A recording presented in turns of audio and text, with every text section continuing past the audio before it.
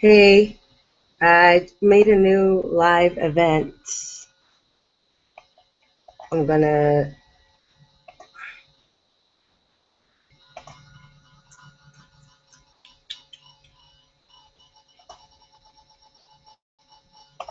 I'm gonna put the new link here under the one that I guess once you click off, you're not allowed to.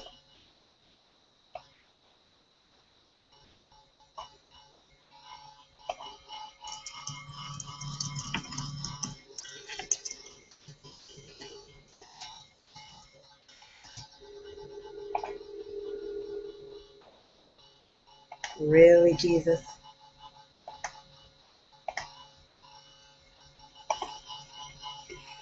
Copy. What is it with the first 5 minutes of my live streams that they always have to be the pit?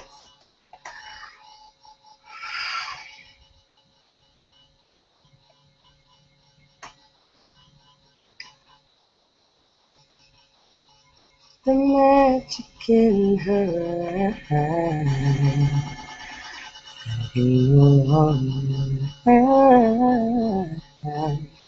When you look at me, I can clearly see. Dun, da, da, dun, da, da, da, da, da, dun, da, da, da, da. Faisais en lui.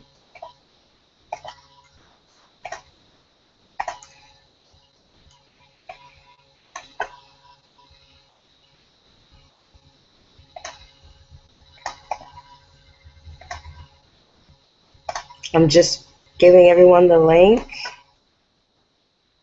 I guess just kind of check in when you get there.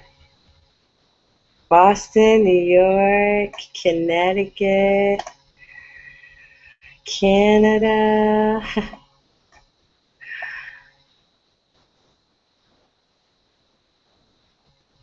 Excited for my first live chat. Y'all are sweet.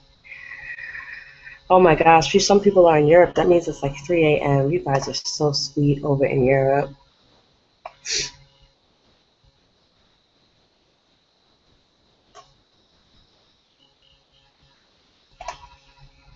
Okay, so it looks like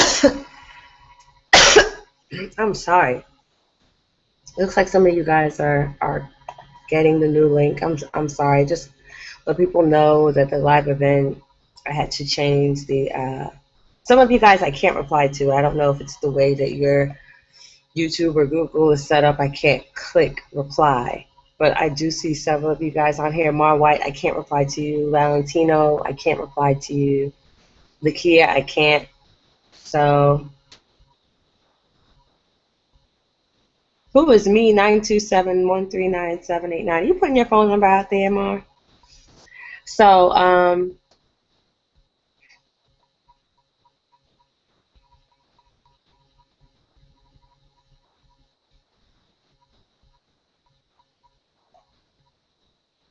yeah, I swear, first 20 minutes is always like this because technology just is not my strength. Okay, let's try this again, and then we'll get started. Let me make sure I can see everybody's comments. That's really what I'm trying to do right now.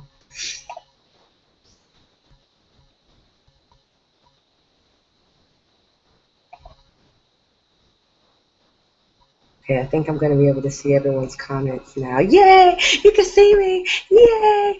Yay! Good. Now, I sound like this because I've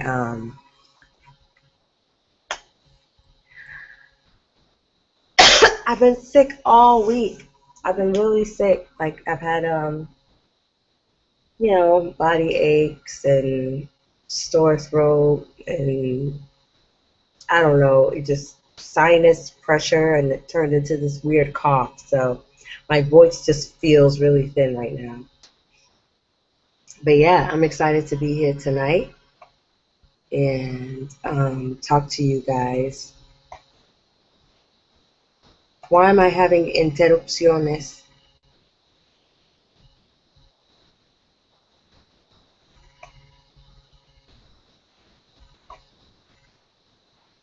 Okay.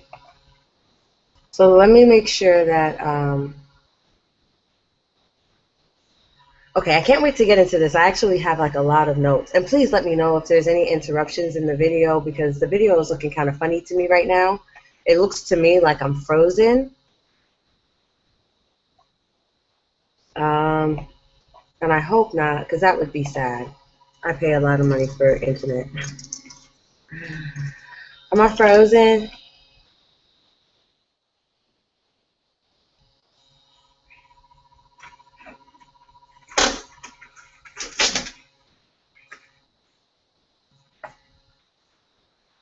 When you look at me, I can clearly see. Hi, Valentina.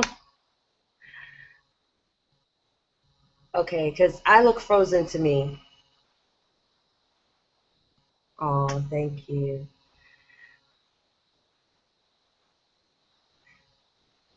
Okay, so at least you guys can hear me. I look frozen to me. But if you guys are saying that it's fine, then I don't want to mess with it because it took me this long to get where I am. Oh, okay, so I'm just frozen on my screen. Perfect. All right, let's go. All right, so I literally sat and wrote out, I literally sat and wrote out, like, when I say notes on top of notes on top of notes for this lady. So let's start out by saying Auntie Whitney was the best singer in the world.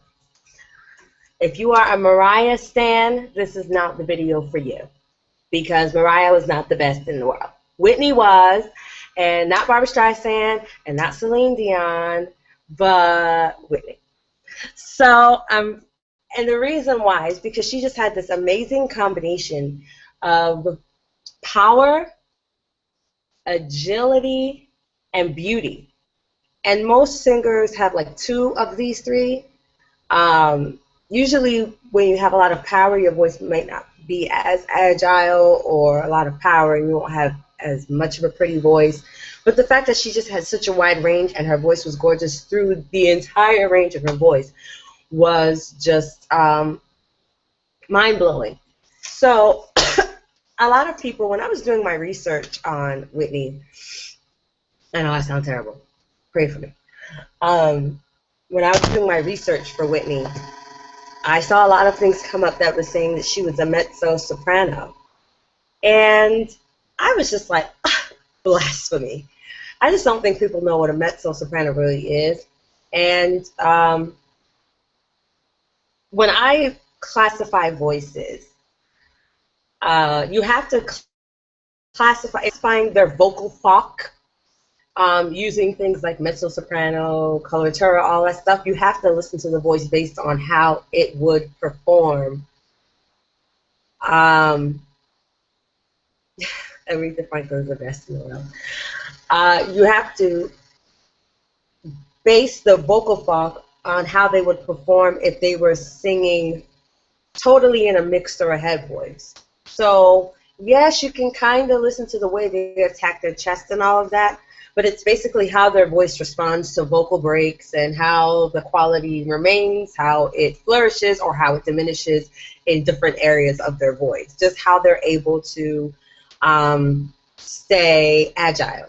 So based upon that, I truly think Whitney Houston started off as a spinto soprano, and I think when I say started off, I mean when she started, she was 21.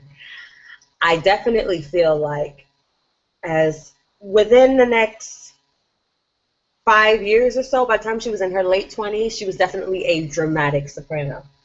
And I say that because by the time she was in her late 20s, early 30s, her bottom register had filled out so much.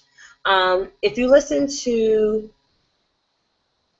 her first records, like Saving All My Love, or, you know, you would notice that she really didn't go that low to begin with. You used to tell me we'd run away together. Love gives you the right to be free. That's about the lowest that she would go. Um, but when she got to particularly, you could do we could talk about the oh my gosh, the Bodyguard soundtrack, but for whatever reason, what's etched in my mind is the Waiting to Exhale soundtrack. When you hear her doing songs like "Shoot," like once she got to around 1998, that was when you started to hear her entire voice was just so full. But of course, by then now we know that she was on drugs, and that was kind of affecting her range as well, and probably just the amount that she was singing.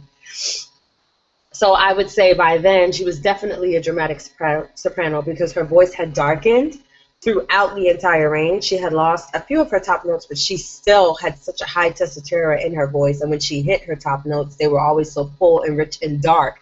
And she was able to sing dark in her lower register. If you listen to songs like "Why Does It Hurt So Bad," or you listen to songs like "Shoot," um, you know, hurt me so bad, bad. That's not something she would have done in 1985. So I definitely feel like she was more of a dramatic soprano. Um,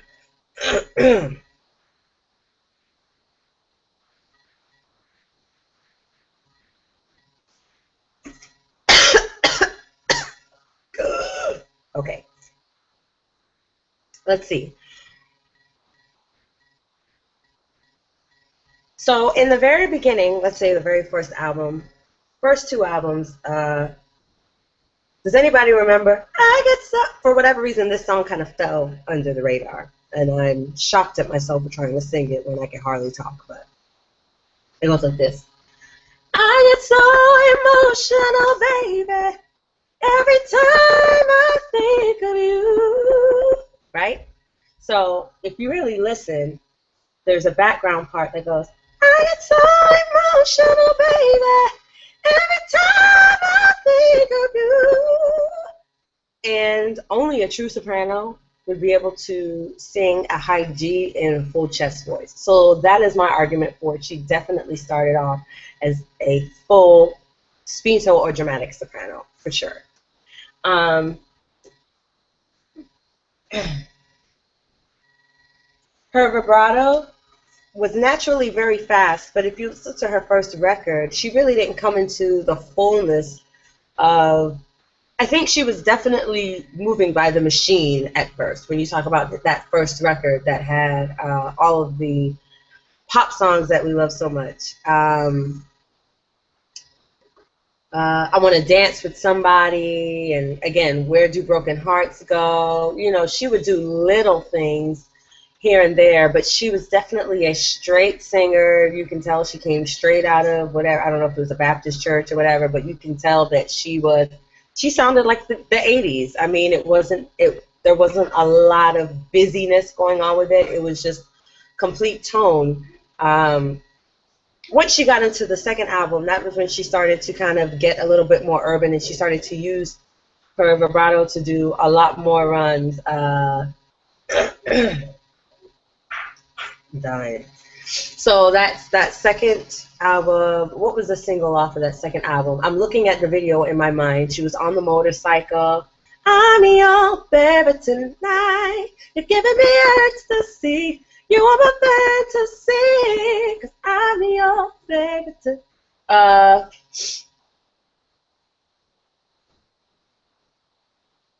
I could definitely tell there that she became more aggressive with her vocals at that second album, and I think that was her goal, was to be more urban, more aggressive, and things like that. The part that when Whitney, to me, I mean, she was always a beast, but if I could talk about what she just beasted, I'm going to address that, Manuel, because you're saying you thought she was a spinster, her voice was too warm to have ever been a dramatic soprano. Um, Even though I know she was on drugs, because this was like 99, I know she was on drugs. When you hear that song, it's almost as if the producer just said, just do what you want. I think Rodney Jerkins produced it, and it was, it's not right, but it's okay. I'm gonna make. If you listen to that song, that entire song is just runs on top of runs and top of runs. Oh, I Wanna Dance with Somebody was. I'm pretty sure that was her first album, but I could be wrong. Um, okay, Manuel. The reason why I don't think that she was always a spinto. A spinto is actually a slightly lighter voice than a dramatic soprano. So if you're saying that her voice was too warm, then um, definitely because of that warmth in her voice is why I think she's a dramatic soprano. I don't know what to do. You guys are saying that I'm freezing. You guys are saying that I'm freezing. I am so very sorry. Okay, let me see if I can set it to a different camera.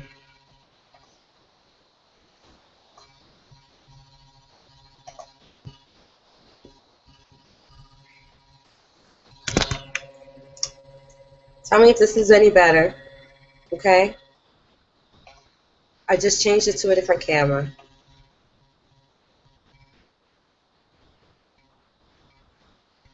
You guys are better than me, I tell you that.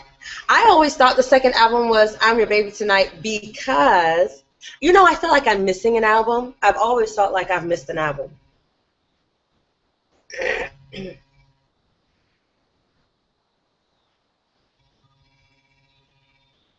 No, definitely right. The operatic. I'm gonna refresh this.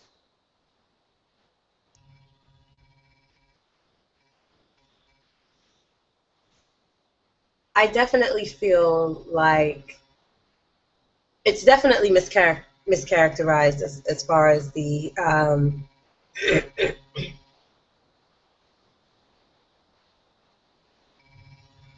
I just refreshed my page, so I hope that helps.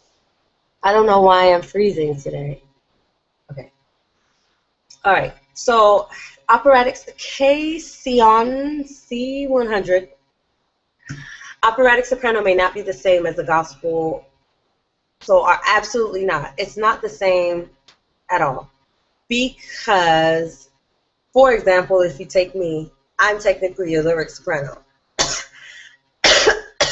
I'm technically a lyric soprano because of how my voice responds to breaks, where my voice actually pops, and all of that.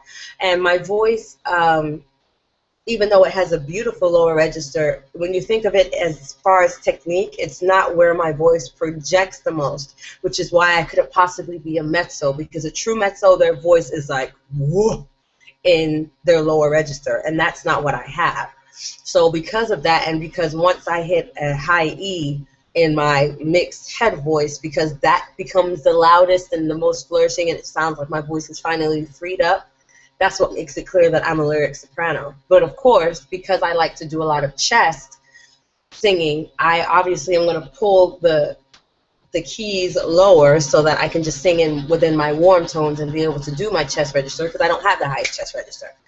So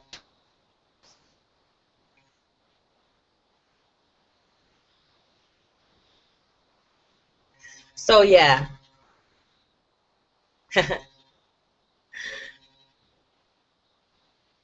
Who is Thaddeus? Did I miss something? Thaddeus said something? I don't see a name called Thaddeus. Deja, I'm sorry that I'm freezing on you.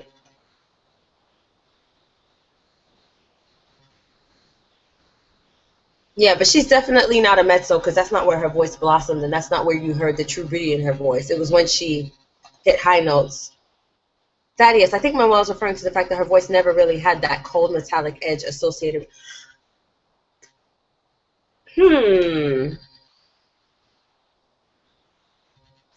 Cold metallic edge. Okay, so for me, the quintessential dramatic soprano is who's the quintessential dramatic soprano for you? Because I think Jesse Norman. And the quintessential spinto soprano to me is oh gosh, Leontine Price. And as big as Leontine Price's voice is, I can definitely hear that Jesse Norman's voice is heavier. So I would love to know who are your references as far as dramatic sopranos.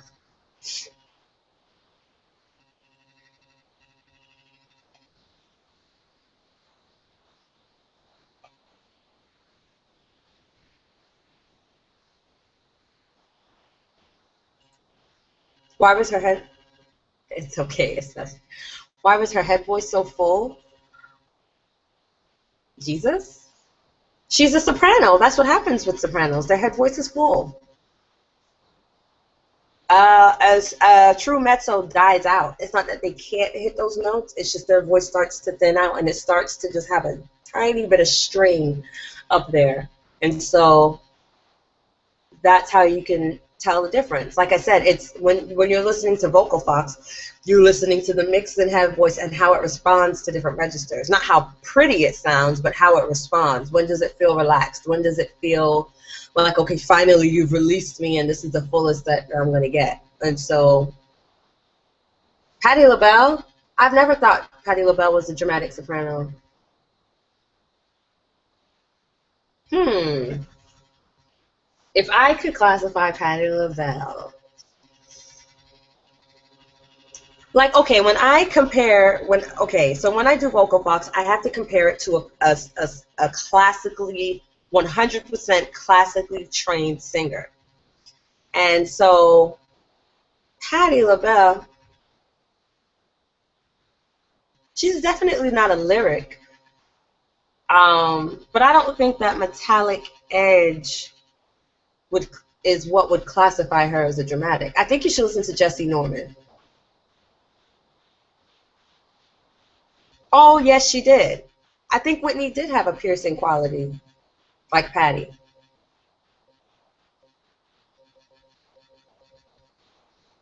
Anyone can cut through an orchestra if their resonance is right. Yeah, Prima Home. If Patti LaBelle is a dramatic soprano, I wouldn't say. Let's not get too specific. I know, right?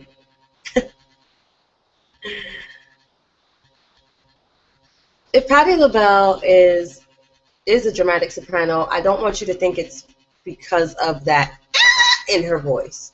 That is not what makes it dramatic. It's the weight of her voice that would make it dramatic.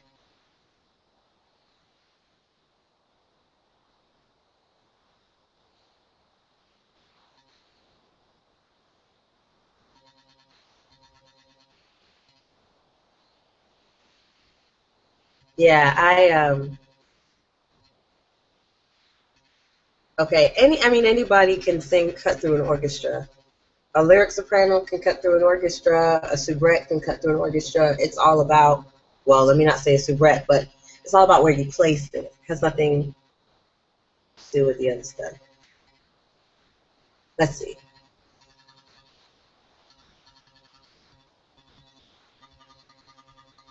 And just the style of singing that they all do, they require a mic because some of that resonance is taken away to do the chest.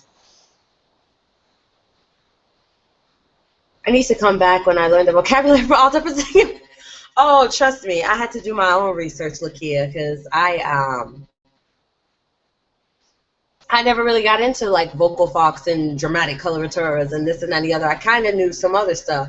Yeah, because Patty is so bright. That's why I wouldn't think of her as a dramatic soprano because dramatic sopranos tend to sound dark, and you wouldn't. A dramatic soprano is a soprano that you would mistake for a mezzo if you didn't hear how amazing her high register is. And I don't think Patty is somebody that you would mistake for a mezzo ever. So that's why I would never think of her as a dramatic soprano. I mean, that's just Lisa's instinct talking. That's how I see dramatic sopranos. They have such a full, heavy voice throughout their lower and middle register that you would be like, definitely a, definitely a contralto, definitely a mezzo.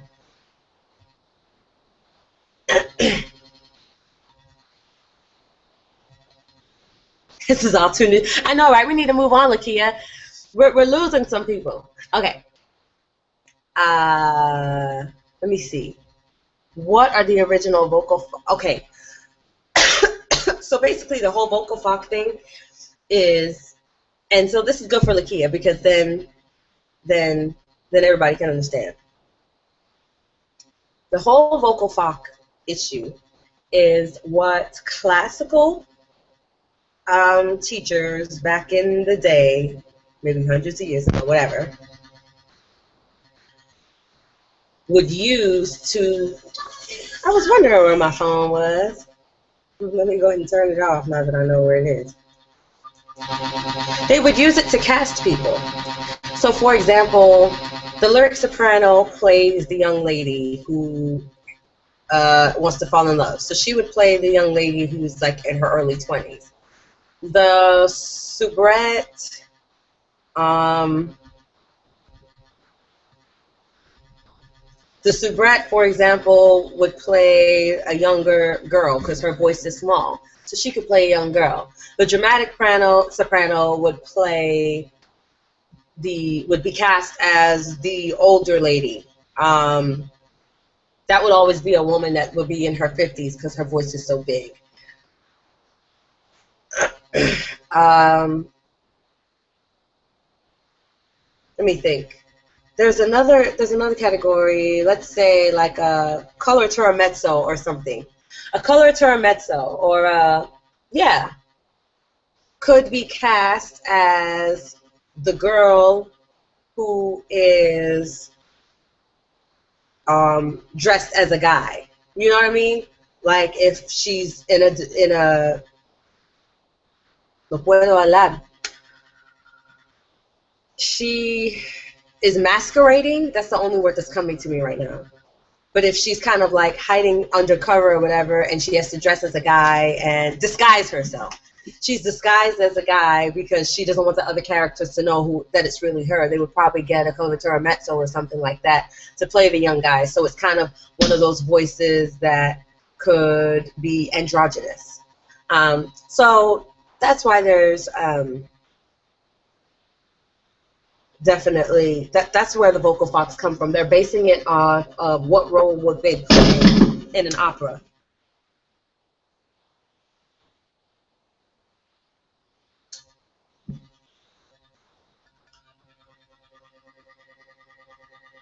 Hello, OZIROXXMISOXX. Is Christina Rilla a Carlos? No, not at all. I would think she's a mezzo, to be totally honest,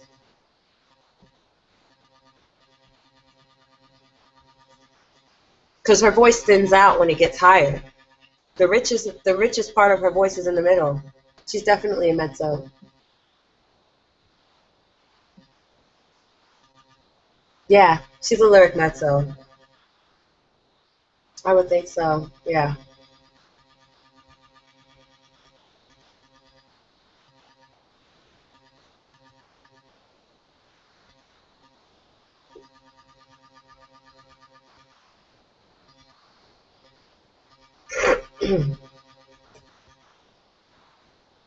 Bridget Nielsen. Why do I feel like I should know who that is? I feel like I should know who Bridget Nielsen. Yeah, she yells a lot, and so she. Let's just say this: for all we know, 10 years ago, she could have honestly.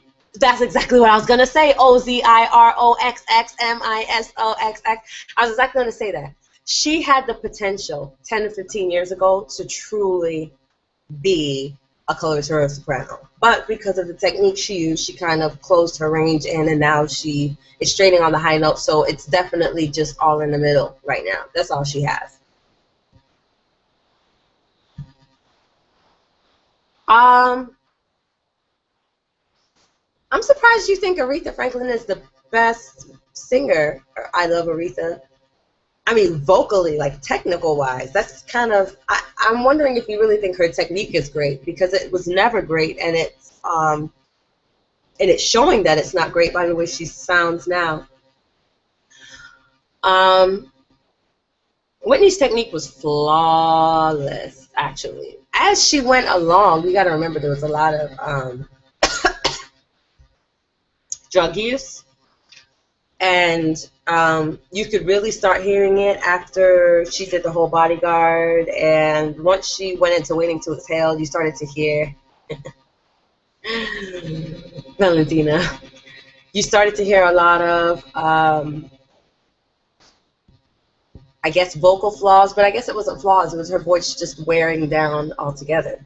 Her voice was just disseminating, because of the drug use. But think about it. Look how long it took for her voice to show the effects of the smoking and all of that. That's just how brilliant her voice was. She really did have a flawless technique, especially when she first started. Um, she did.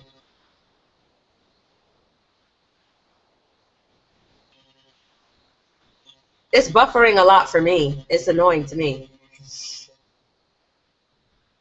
You know what? I have that book, and I haven't had a chance to read it. To be honest with you, I got the book for Christmas. One of my clients gave it to me for Christmas, and I actually cried. And I haven't been able to fully read it, and that's a little sad because, I mean, I just don't have time to read, unfortunately, or I have to really go out of my way to read. But, yeah, definitely, I would have to say the first 10 years, or at least the first 8 years of her career, her technique was flawless. After that, you started to see a lot more. I don't want to talk about Christina. Bless her heart.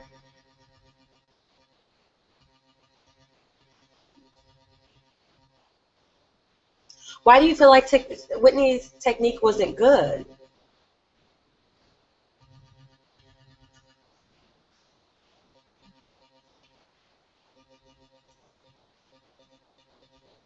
Yeah, I can say she was flawless at first, but as her voice started to kind of wear down, I think she was still trying to keep up with what her voice was able to do before, and you started to hear that it just wasn't as it wasn't as effortless.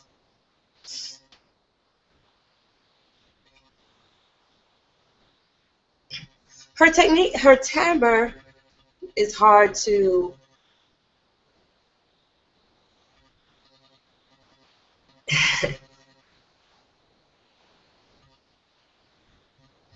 It's hard to say what what made how to explain what is timbre. That's like saying how do you explain why a flute sounds like a flute, or how do you explain why why a bassoon sounds like a bassoon. It was just her unique sound.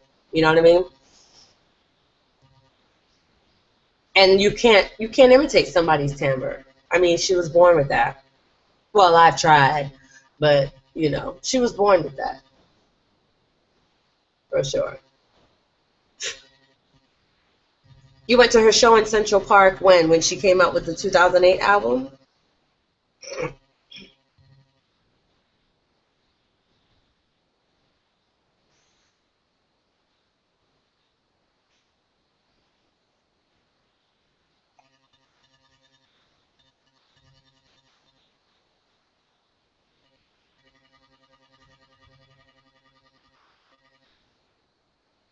Who do I think are the top seven best singers? Seven.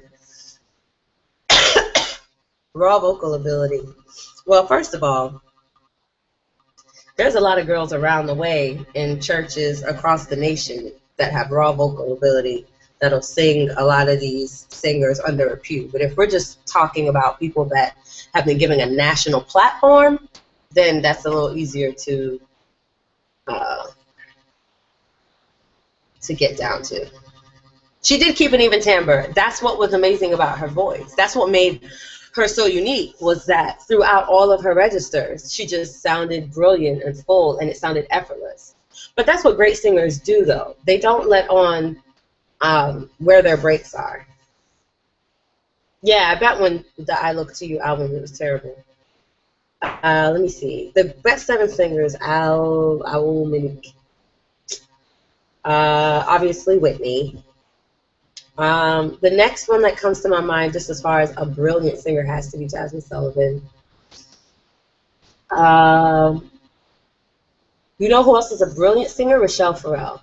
Just that voice has always just made me like, how did she do that? Um,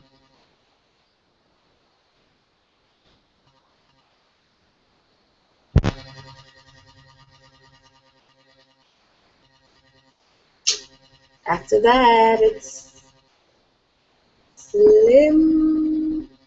I think Barbara Streisand was a brilliant singer. Brilliant singer. And I got to give it to Celine Dion. Brilliant singer. Uh, Luther Vandross. He had a way of, you know who else I think is a really, well, maybe now I'm just talking about stuff I like. Maybe I don't know if Luther Vandross should go under brilliant singer. He had a beautiful tone, and he could sing his butt off.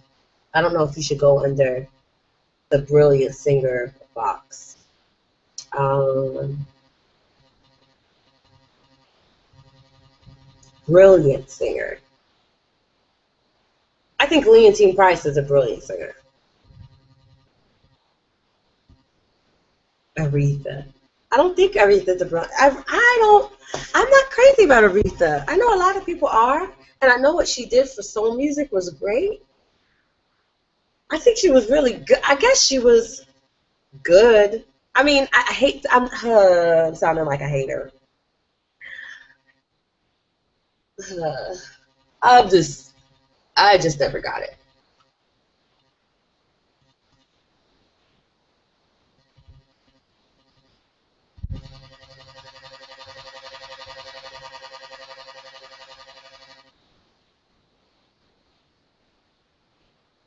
Um, I think I've only named like five. Definitely not Christina Aguilera. Aya Baker, Donna Summer. They're great, but I'm talking about brilliant. No, I said Jasmine Sullivan. She's a mezzo.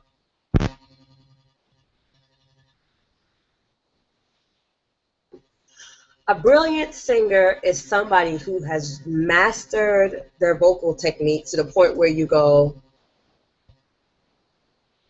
holy crap, she was dope when I thought that was her register, but then she did that. That's really what it is, okay, when I heard this voice, I thought that this was the confine of their voice. And I already thought they were great within this confine. And then they did something that completely blew that out of the water, whatever that might be. And that's when they cross over to brilliant. So Barbara Streisand was brilliant because she just had, I mean, a mix that people would kill for. No, she's great. I don't think Yolanda Adams is brilliant. I have heard of Kiki Wyatt. I don't live under a rock completely. Um, so to me, that's what makes a singer brilliant. Do I think Kiki Wyatt is brilliant? I think I would think she's brilliant if I. Hmm. It's not just raw talent that makes me think she's a brilliant singer. Etta James. No, not Etta James. Ella Fitzgerald. I think she was a brilliant singer. I think Ella Fitzgerald was a brilliant singer. Kiki Wyatt is the bomb, but I don't think she's brilliant because I don't think she puts the effort into her singing to be brilliant. I think she's great. I think she's naturally highly, highly, highly gifted, but I wish she would put in the effort to be brilliant. That's all. Back to Whitney.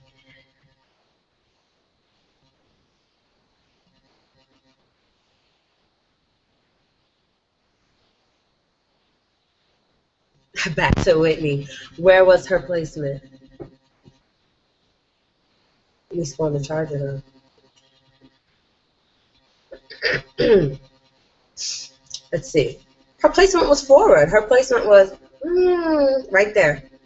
That's what made her technique flawless. That's why she was able to sing through breaks the way that she did. She just had these cadences that were just so Whitney. What also made Whitney amazing was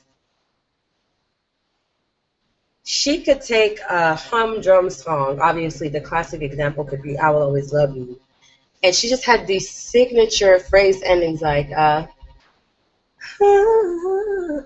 no, what was her signature ending? Why am I losing it now? Love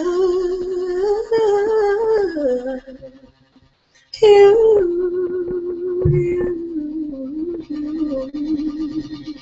Okay, so I love Aretha Franklin. Let me see. In regards to her technique, even when she came on the scene, she used her jaw to generate vibrato, but her voice would disappear on lower notes. Her voice did disappear on lower notes, but I mean, she was a soprano, so she's allowed to have her voice disappear on lower notes. You can't have it all.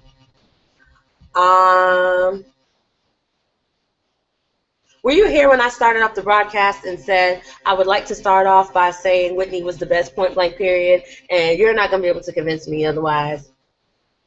So with that as our baseline, let's move forward. She did use her jaw, and I don't think that was good, but she was still good in spite of using her jaw. I don't think she used it like some people use it to go, you know, she didn't use it to move her notes. She didn't use it to create the vibrato. I just don't know why she did it, but I don't know. Do you consider Mariah one of the best singers ever? Because a lot of people do. She's amazing, but not to me. What made her special was her rare range. I don't think her range was rare. I think what made Mariah special was her beautiful voice.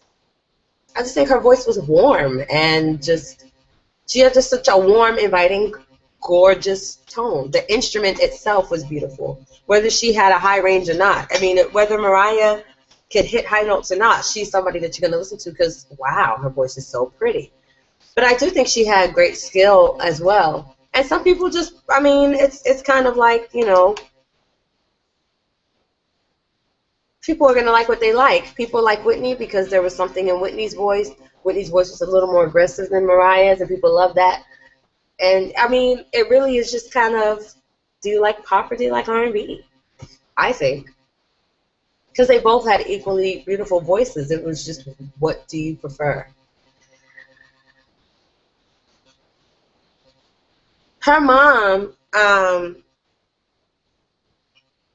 would have to say they probably did use the same technique, but I think Whitney was obviously more talented than her mom. But her mom was a professional singer basically their whole life, and she is responsible for a lot of,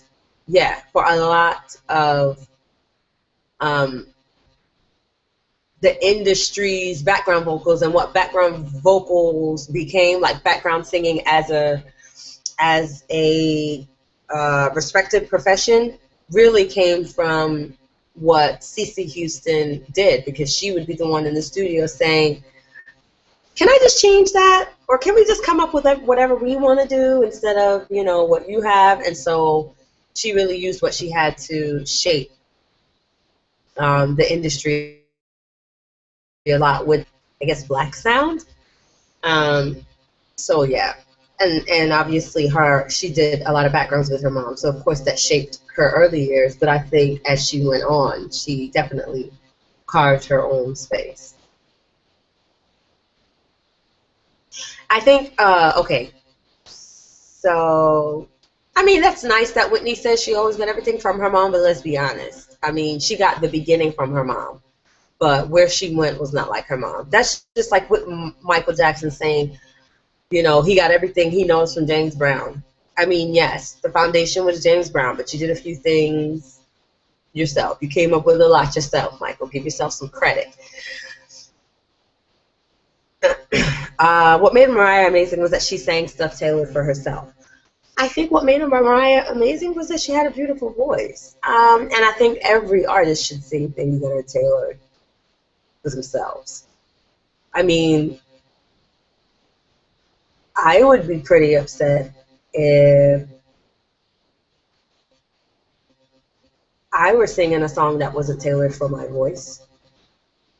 That's what a producer is for, is to tailor the song for your voice. So I don't think that's a bad thing. But you clearly ain't feeling Mariah. Did Whitney have a heightened larynx? I have that, and I tried to use forward placement as well. A heightened larynx or forward placement is going to result in like a tight sound, as opposed to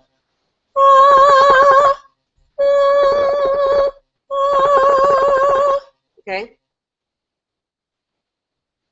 I think Mariah was top 7 of all time, without a doubt. It was just the beauty of her voice on her range. Yeah.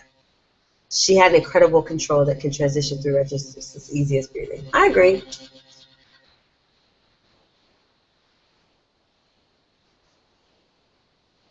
I used to basically idolize Yolanda Adams.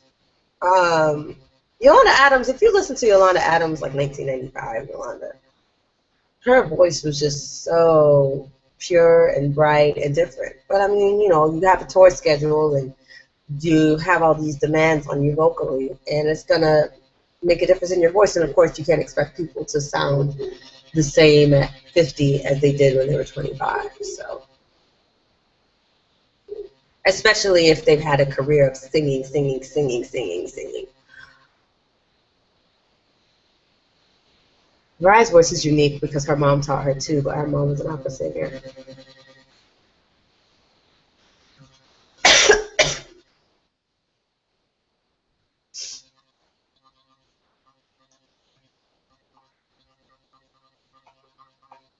You guys, this is the most I have like talked like all week.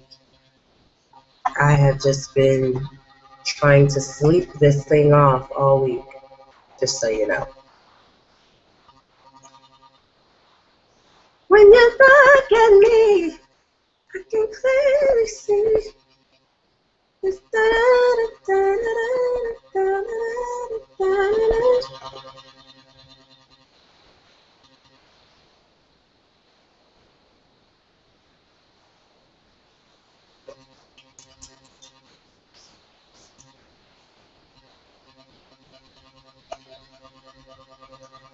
what do you think happened to Mariah's voice? I think what happened to Mariah's voice is that she overused it.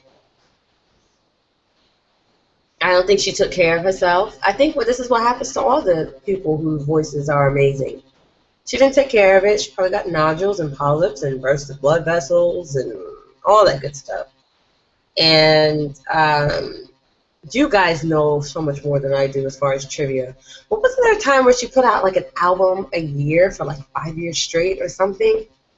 That's insane, because to do that and to be touring and you're like the #1 female artist in the world and you're waking up at 4 in the morning to do radio interviews and you're doing all this promotion and you're doing shows overseas, which means you're in a totally different time zone. I can't imagine my voice holding up to that. And her voice was not as big as Whitney's. Her voice wasn't the biggest voice, so it couldn't handle that kind of treatment. It just couldn't handle it. So I think that's what happened.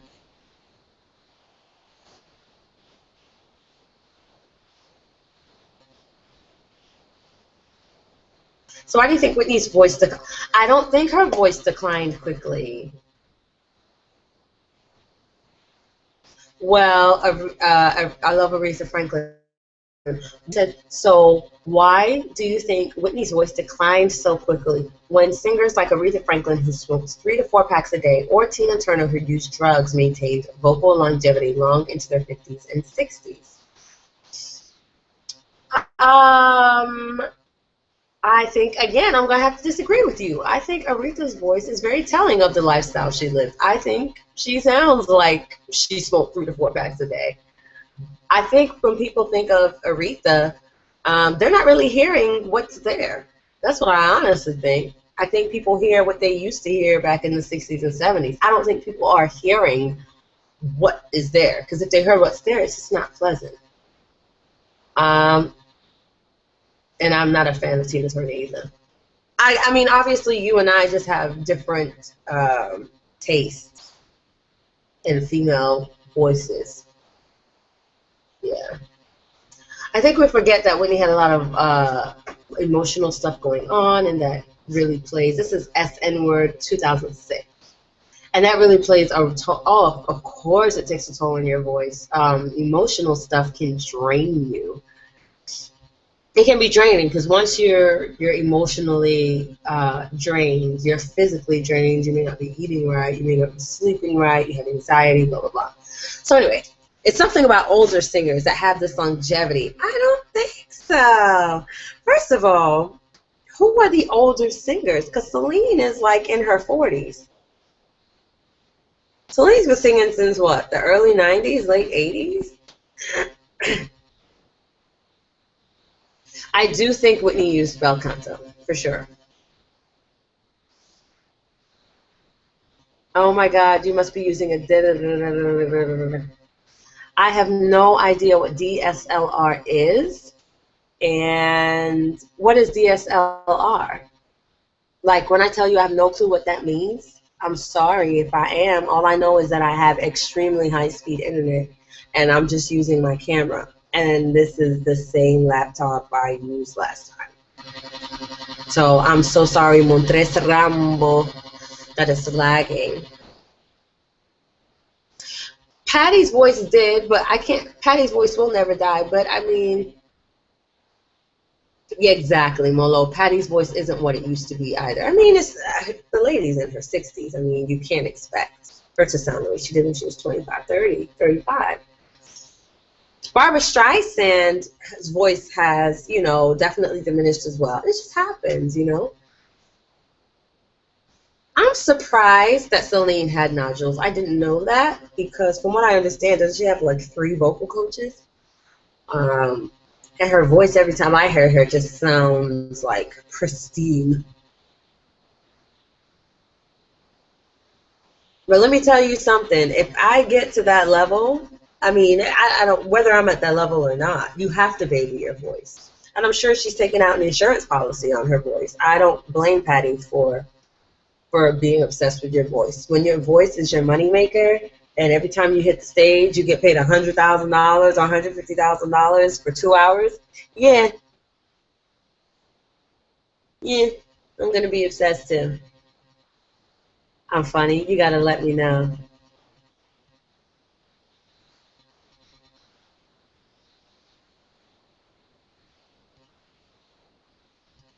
What did I say that was funny?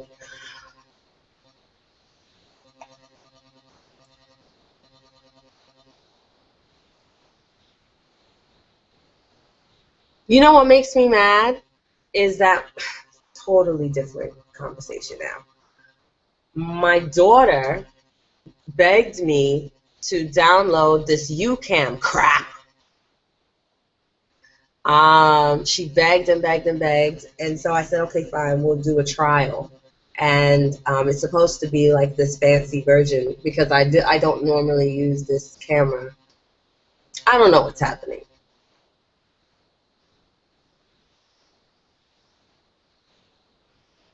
Why are singers from the 2000s so atrocious? Because it's not about the singing anymore.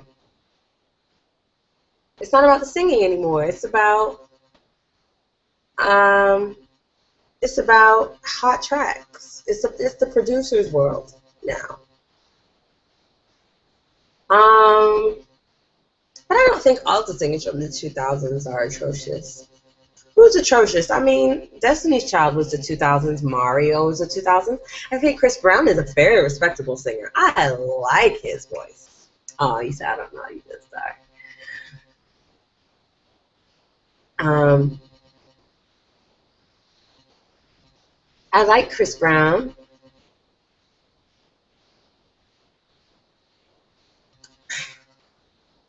I'm gonna die. Okay, excuse me. There's a few singers from the 2000s that I think are good. I mean, everybody can't be Phil Collins and You know, can you feel the love tonight, guy? Whatever his name is. You guys keep me on my toes so much I blank out like 10 times during this thing. I can't even think of his name. That's terrible. Can you feel it? Who is that? It's gone. Does it start with an E? Can't think.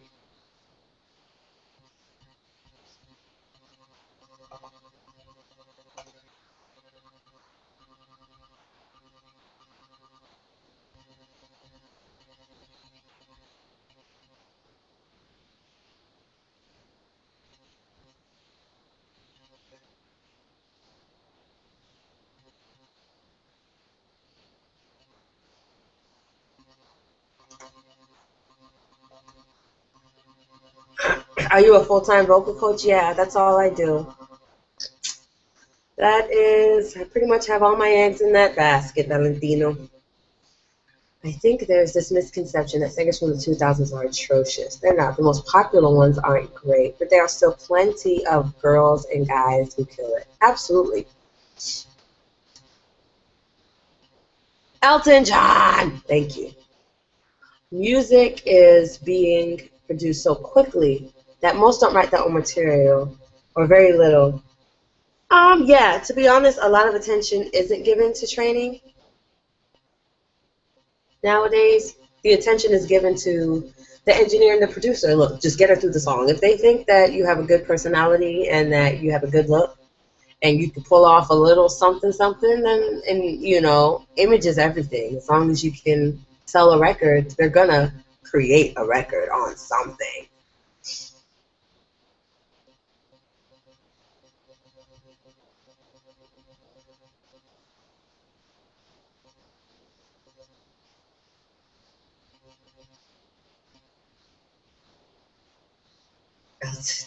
Okay. You're looking for a coach? Then search no more. Okay, let me see. Music is being produced. I saw something that I wanted to address. What is the most important thing that we can learn from Whitney's vocal technique? Well, Mar, what's the most important thing? Forward placement, I think. Forward placement and amazing red support. I mean, that's easy to say, and it takes years to develop. I mean, those are the two hardest things to do is to get your voice forward and keep it forward so that it sounds effortless throughout the registers. And that's what she did. She just had a way of breathing while she sang. Everyone falls. I suck tonight. In love sometimes. Sometimes it's wrong. And sometimes it's right. She just breathed on the voice. She just, you know, it wasn't like, so I liked it. I love, that's the biggest takeaway. Make it sound effortless and fun.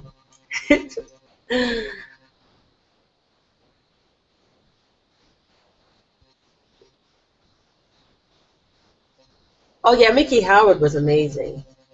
You know who else was when I say amazing? Have you guys listened to Lisa Fisher? How can I ease the pain lately? Shirley Murdoch, I just think she does not at all sound like Whitney. Not at all. I mean,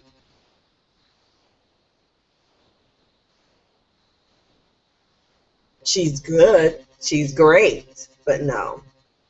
Manuel, use Skype. That's how I do all of them.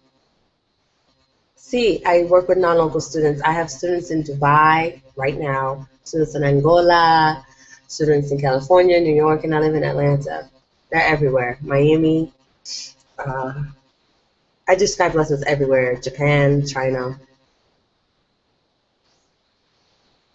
Slap this computer in the face. Melanie Amaro is brilliant. But again, being a good singer doesn't mean you're going to sell records. No, feel free to message me later. Delisa at delisahana.com. Let me see.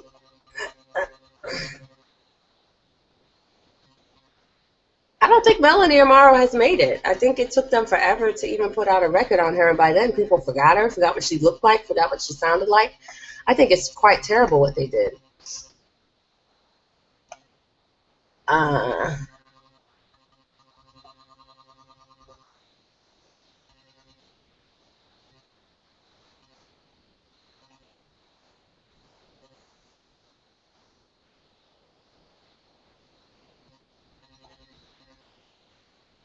I don't know, Brenda Cox. I just think you guys need to listen to that How Can I Ease the Pain one good time. And she was brilliant. But I think she just became a background singer. Like, I get it. If you're a backup singer, you can make a lot of money. You can definitely make into the six figures, especially once you're in the industry like that. You're making a lot, thousands of dollars per record. So, Lisa Fisher, brilliant voice. And it's the thing, there's a lot of singers like that. I mean, on every corner. They just don't get the opportunity because they're not willing to do this, or they're not willing to do that, or they don't have to look, or they're not, whatever. Cece and Wendy Morton. Yeah, I don't know who that is. Sorry, Montres.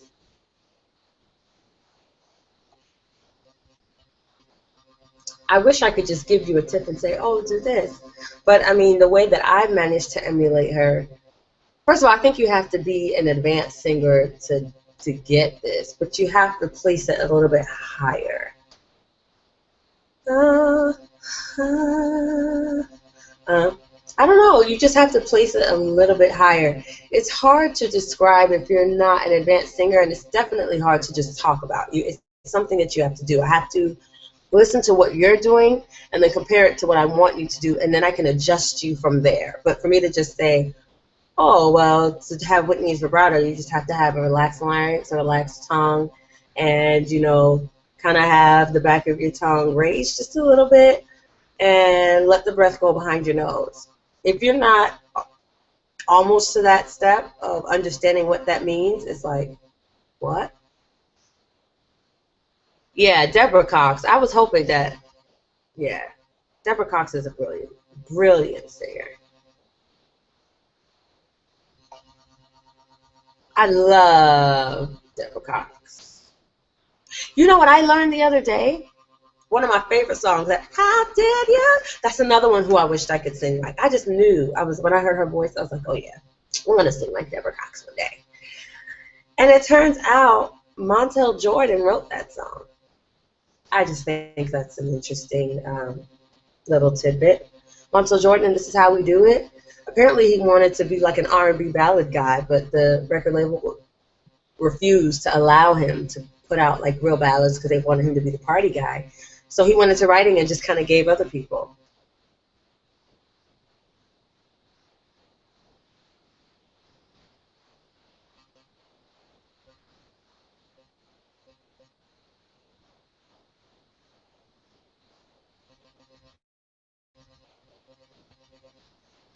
Hi, John.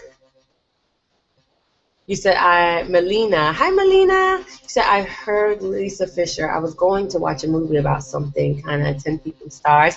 I think it's called 20 Feet from Stardom. I haven't watched it yet, but I think she's in it. When I tell you she's brilliant, oh my goodness. Like when you hear her, you're like, so what happened to the rest of her records? Mar White said, what kind of breath support is best? I heard the one where you support as if you're having a bowel movement. I don't think of it that way because I don't want to actually have a bowel movement. So I don't think of it like, oh, I got to push as if I'm pooping. That's ridiculous. But you do kind of have to push out and down to an extent. But I try to keep it above the butt. I've read a discussion where Whitney's technique was compared to that.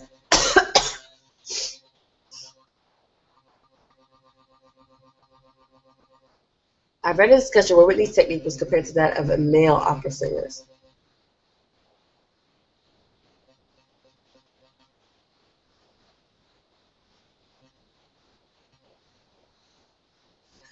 Okay, so Manuel, really quickly, let me. I don't know what to say. I don't know what to say about her technique was compared to that of male opera singers. Except, okay, I guess I can see that because she stayed in the mixed belt the whole time. Manuel Alexander, I mean, I'm not ignoring your thing. I just don't want to ignorantly talk about something I don't fully know. But random, but thoughts on Kelly Clarkson? I think she's good. When I first heard how much she does all those high belts, I was like, oh, she's not gonna last. There's no way. That's ridiculous. Her whole song just goes for the belt. How's she gonna do that for 2 hours straight? But she's managed to do it for about 10 years now. So shut my mouth. Um, we raise S. N. Ward. We raise this guy. We we raise Whitney up so much to the degree that it seems like no one could ever sing like her. What do you think about that? Is it possible with proper training and dedication that it's possible? I think people can sing like her, but no one's going to have her voice. I think what made her voice unique was just the instrument itself. It's like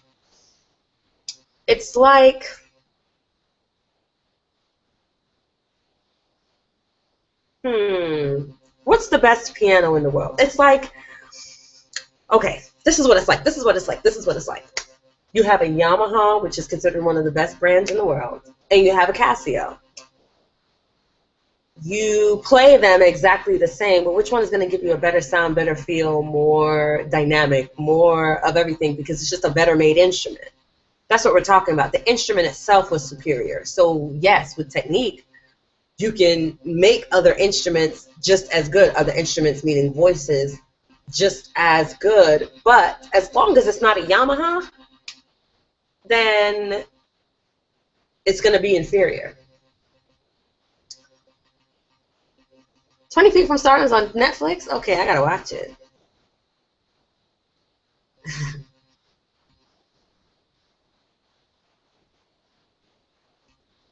You guys have great questions.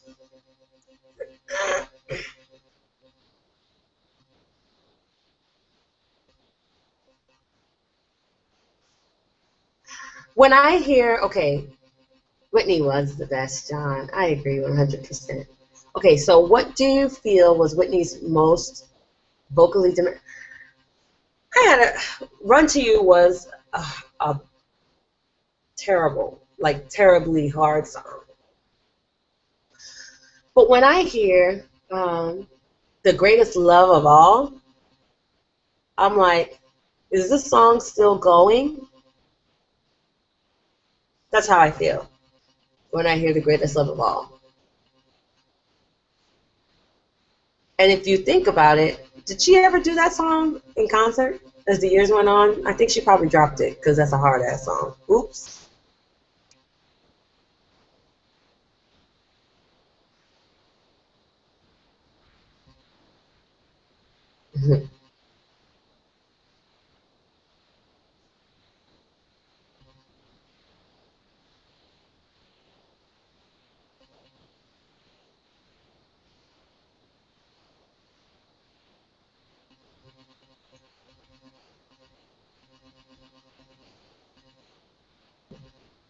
Hi, Sava. It's okay. Who has better technique, Whitney or Mariah? I'm assuming you meant early in their career.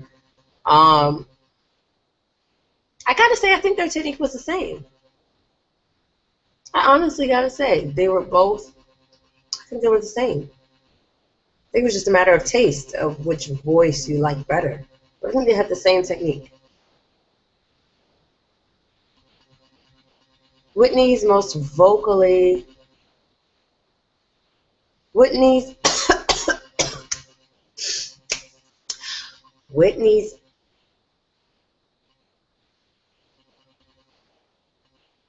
most vocally demanding, I would say, is Dancing on the Smooth Edge. Oh, I don't know that song. It requires a lot of legato. It's hard to sing.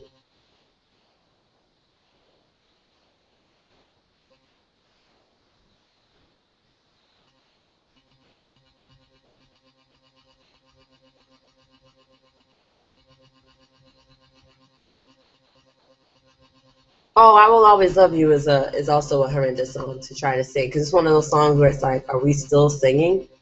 But I always thought The Greatest Love of All, it just never ended, and it did the key change, and then once the key change came, it still kept going high, and the greatest love of all is it. Can you imagine how many people would butcher that song? Just imagine another voice on that song, and then you'll hear how hard it is. How about that?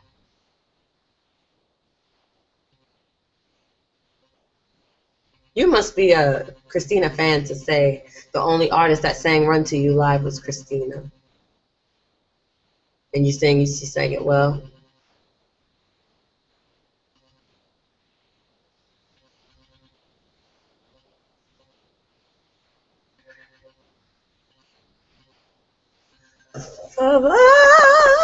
Sorry. It's easy to achieve.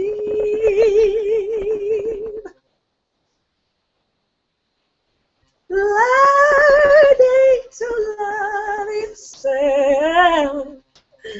That was bad. Sorry. You guys are great. You just educate each other. Just chit chat. I'm enjoying the conversation.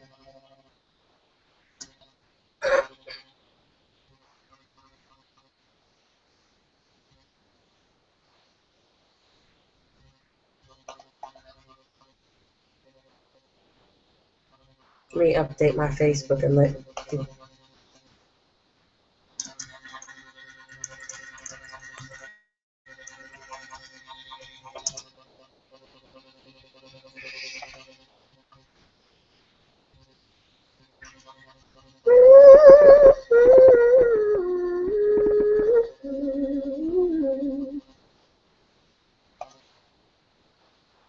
Christina's technique was trash.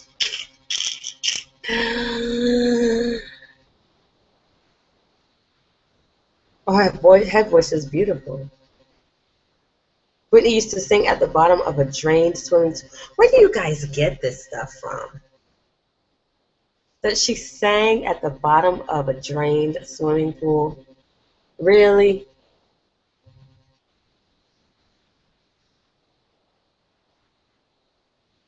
You know you can't believe every single article you read, right? Is that what her mom said in the memoir?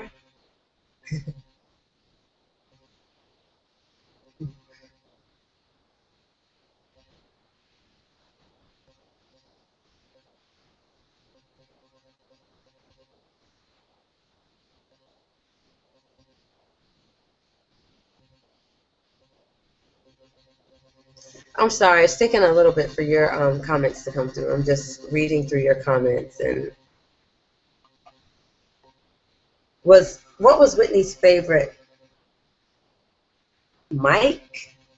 Oh, I have no idea. I have no idea, John. Like zero, kaput. She almost severed her tongue palate.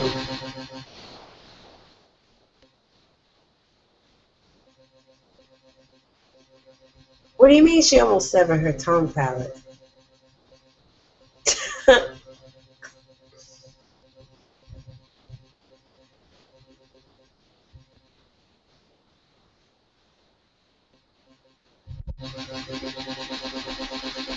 Yeah, that's kind of ridiculous. Right. Whitney in Heaven is the next Whitney. Exactly. I think they need to let that crap go. No, Jennifer is not. Does she seem like the next Whitney to you? Is she selling out concerts? Okay. She's not the next Whitney. No. Not by a long shot.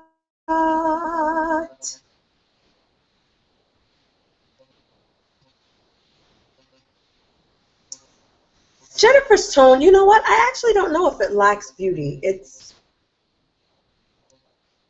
lacks finesse.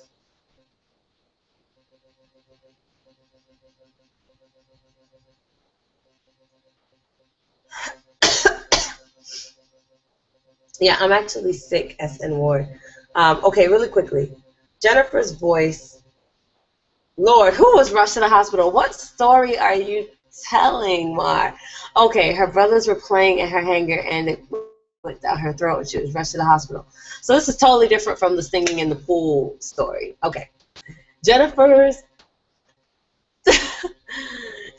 okay. Jennifer's voice um is not it just lacks finesse. She has power, she has range, but she lacks finesse and charm. And that's why she's not gonna be the next Whitney.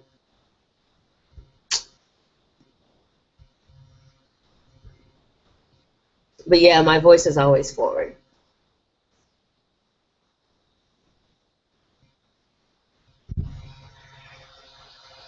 I know coughing's not good for my voice, but it's like talking makes me feel like I'm choking, so I have to just cough. I've been sick all week. And it's like today I finally just started coughing because it was like a sinus congestion that was just it wouldn't move at all. And so now it's finally moving, but it just makes my throat itchy and you know that whole thing.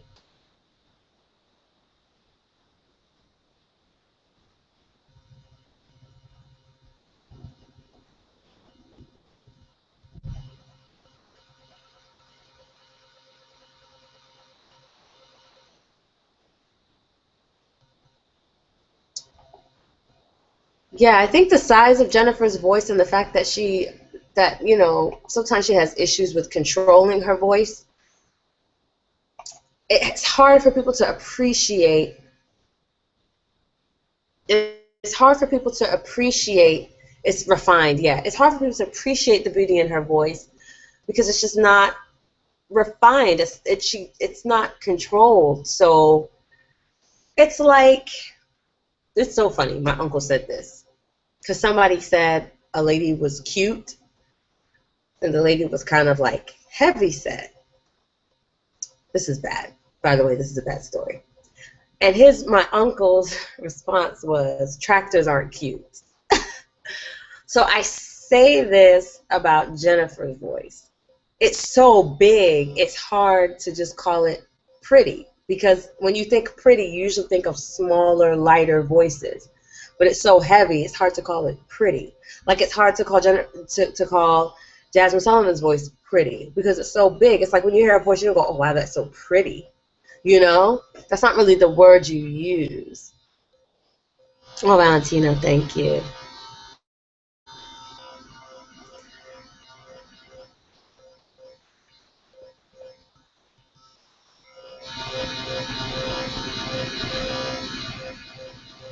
I got the daggers in my neck. Oh, the gentleman. Should we really talk about Monica? Coughing is painful. I don't want to do it, but I had to make sure I was at this live stream with you guys. So that means I just had to cough on through it.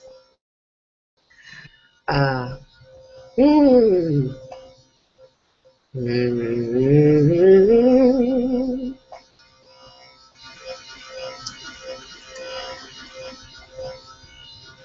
let me see. Oh, I bet she is. She was really tiny. The pros and cons of Brandy and Monica's voice. Whitney singing contest. Cover a Whitney song. At least tells you what you're doing wrong. I don't even cover Whitney songs. If you hear what I've covered, I only cover the first half of Whitney songs because there's always a part of the song that I just can't get through because I feel like I've studied a lot of Whitney and um, I just can't. It's like there's always a point in the song where the amount of power she has supersedes what I have. And so then my voice starts to decline while hers is just steady going. So I just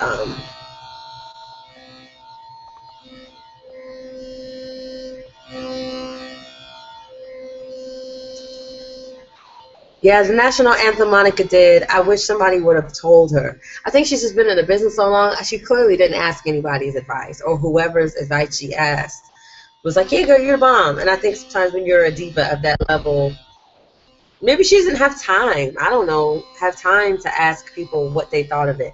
But there's no reason under God's green earth that that singing that song, singing the national anthem, should take 3 long minutes. So that was number one. And it was 3 long minutes of nothing. So, yeah, anyway. I think Adam Lambert has a great voice. I don't really like, whenever I hear him, I think he's good, but I don't really listen to him, to be totally honest. But I don't even sing Whitney songs, so I definitely wouldn't expect anyone else to sing Whitney songs. Yeah, the only Whitney song that I'll sing is I Look to You. But even that song, I literally lowered it a half step because I was like, no, we're not going to do that in E. We're going to move it to E flat. Thanks. The one that I wish to God I could sing. I mean, I've gotten over the fact that I can't sing Run to You and all that other stuff. I wish I could. There are actually 2 songs, Whitney songs, that I wish I could sing. One of them is It's Not Right, But It's Okay. And the part that messes me up every time was the it turns out you were making a fool of me. Oh, it's not right. I can't for the life of me get that part out properly. So yeah, I'm not gonna do the song. And then the other song that I wish I could do was Why Does It Hurt So Bad? Why do I feel so sad? I thought I was over you, but I keep crying when I don't love you. And the part that messes me up every time was I find myself right back in love with you. So why does it hurt so bad? Oh, baby. But that, it deteriorates. And I hate that because I want to sing that song.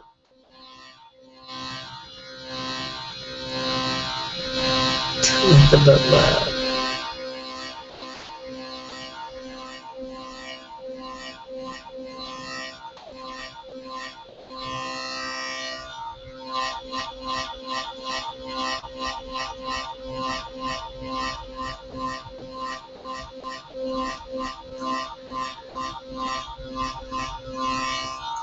Lion Gossip, hi.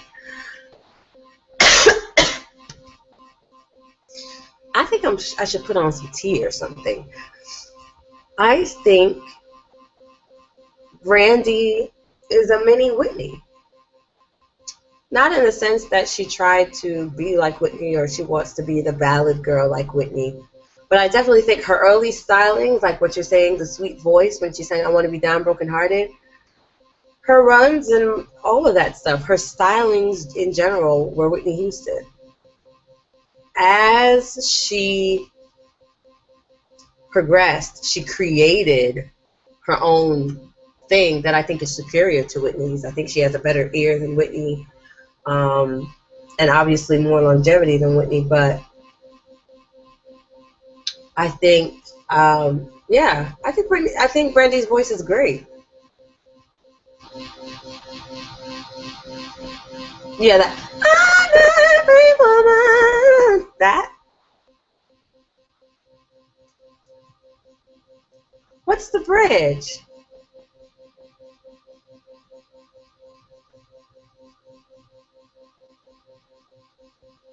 I've never heard her struggle on I'm Every Woman. Aretha. I love Aretha. Whitney is the greatest singer. You cannot today or any day convince me otherwise. She did not struggle on a note on that song. But what bridge are you talking about? Yeah, and it's kind of hard to compare someone, these brassy voices, these metallic voices, to beautiful voices. Oh, I just love where my screen froze just now. My mouth is wide open.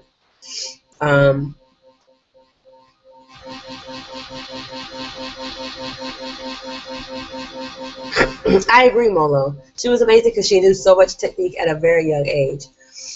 And singers spend years to get the proficiency. Absolutely. I've got it. I've got it. I got it. Got it. Got it. What was wrong with that?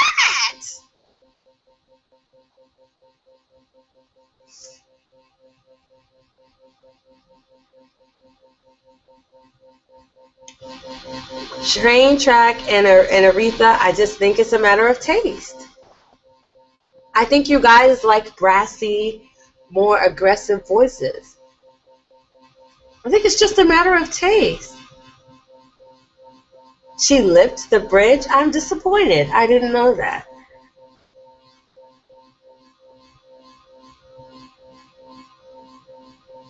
But again, you get, I mean, again, why, I don't know why you would think that, why would you say that they're mezzos?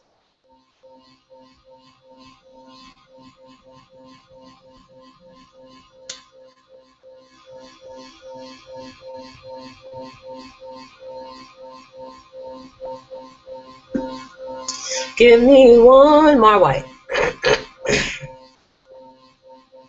Give me one moment in time.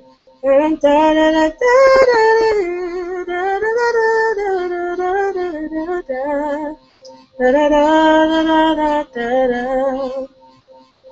don't know. What is the, I don't know what make it shine phrase is. Off the top of my head, I can't think of it. But I know the ringing, some people call it ping, is just resonance. It's a very forward, high voice. I just think a lot of voices today are more about dazzle, where Whitney had soul and technique.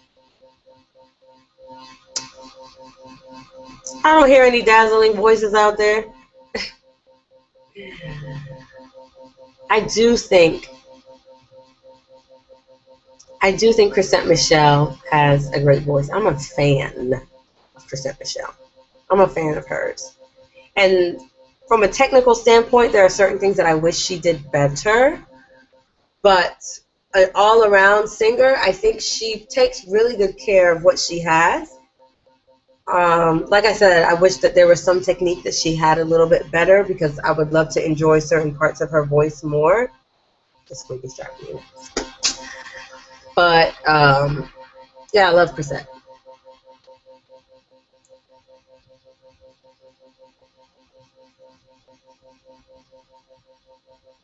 Well, John, I mean, her lyrics were great. I don't think she was responsible for a single lyric, but definitely she had the best writers in the business writing for her.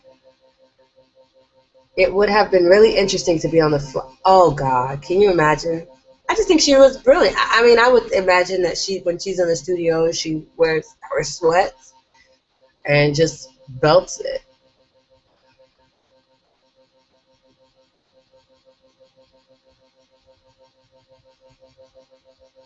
Oh, I ain't bragging.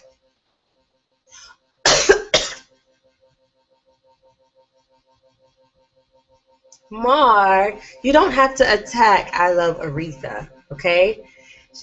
He, she, I don't know who it is, loves Aretha. And it's just what it is. They love Aretha. A lot of people love Aretha and they think she's a brilliant singer. I mean, hey.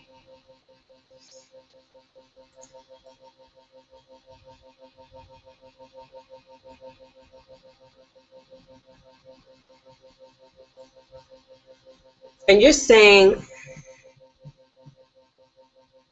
well, again, by the time she recorded that, I know when she recorded it, she was in good voice because she was pregnant. I know she was doing drugs then. But by 98, you could hear the difference in her voice. So I wouldn't be surprised if she wasn't able to do those high notes anymore. You love Regina Belle? I don't. Have you heard her lately? Do you think Tori Kelly could be great? Great is a big word. Great. You mean like great among the other greats, or just great like, oh, she's great. Like, wow, she's great.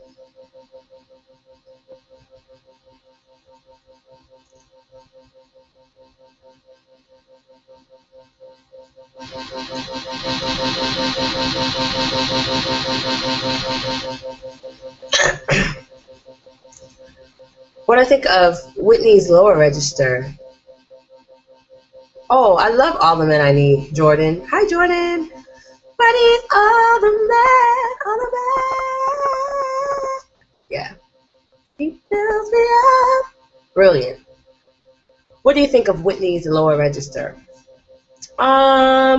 I think she happened upon a lower register due to the misuse of her voice, because she didn't really have a lower register in the first couple of albums, but it developed more and more and more as the years went on, and I definitely think that was due to misuse. But it was gorgeous. But I mean that she was able to sell the lyric like she meant what she was singing, even if she didn't write it. That was Whitney's gift. She was a great interpreter of song. She was somebody that can take a boring lyric like, I'll always love you, to I'll always love you. I mean, I'm sure they didn't direct her on that. I'm sure that was just her interpretation of the lyrics. So, yeah, she was brilliant, John. I say the word brilliant a lot when I talk about Whitney, but that's just what it is. And Chrisette can be a little extra. I agree, but it's her world. She owns it. You mentioned in another one of your videos about why black people sing so well, and you mentioned studying black gospel to understand better. What materials do you suggest? Somebody asked me that earlier. Or maybe it was you. Bye, John. Great among the other greats. MHJ Lee 90. I don't think she could be great among the other greats. I just don't think she has enough of an instrument to do that. But I think she could be a really, really, really, really amazing artist with some great songs. Let's see. I don't think it's really materials. I don't know how far back you want to go with studying black gospel. I mean, you could obviously start with spirituals. That's really where it all started. And then study the things from the 1930s. Thomas Dorsey, stuff like that.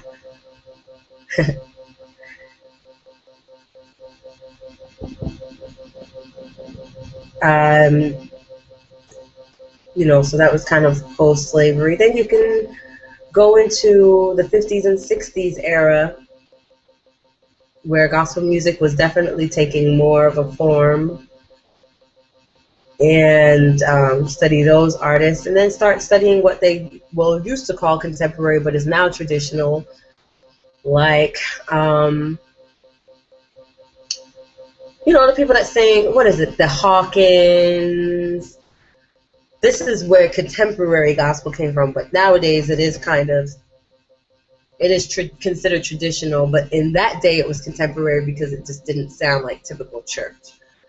Or what the church had established as its sound. So Edward Hawkins, and he's in my head, and this is bad. The guy that wrote, will the church say amen? Let the church say amen. I hate that I can't even think of his name right now. Let the church. Not Marvin Winans, the guy that actually wrote it. Let the church say amen.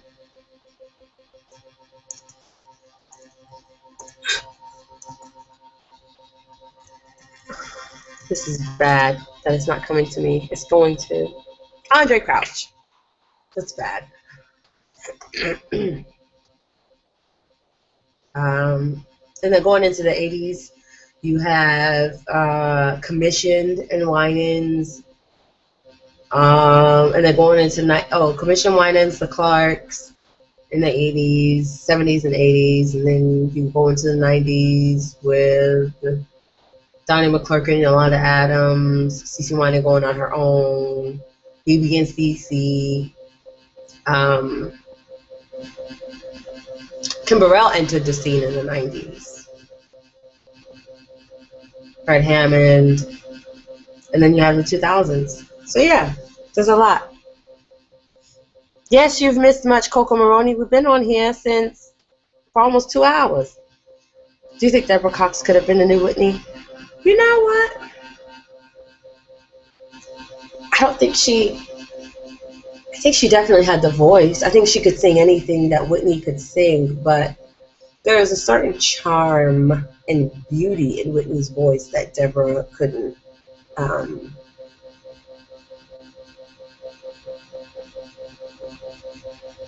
that Deborah couldn't duplicate. A song for you, yes. What's the secret behind the big and part of I? You have to do it in chest, boys.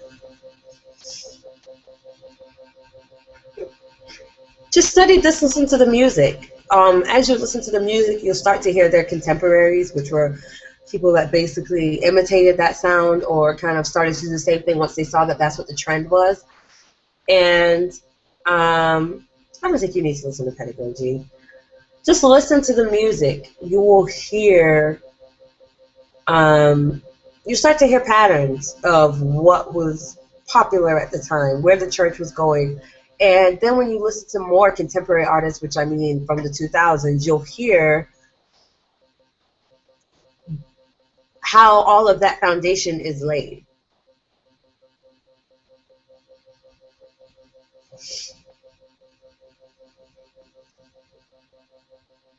And the best way to do it is to actually just study the music. Listen to the music.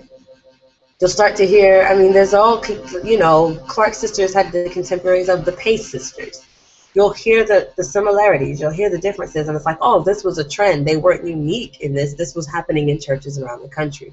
And how it slowly... What does FTW mean?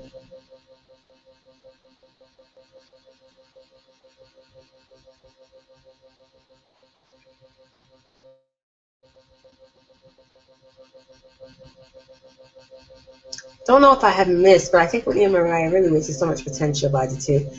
Yeah, they did. But I mean, they deteriorated because they went so big so fast. And they got really powerful really quickly and just, you know, I don't know.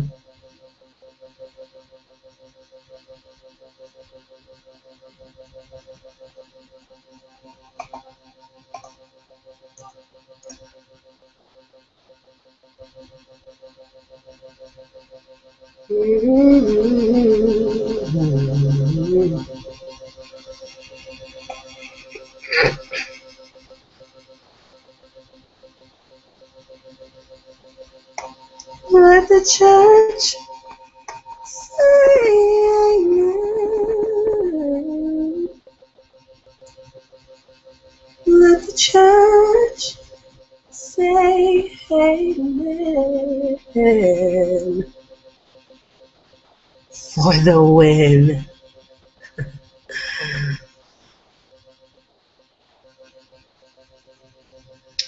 Do I think people today are too high note happy?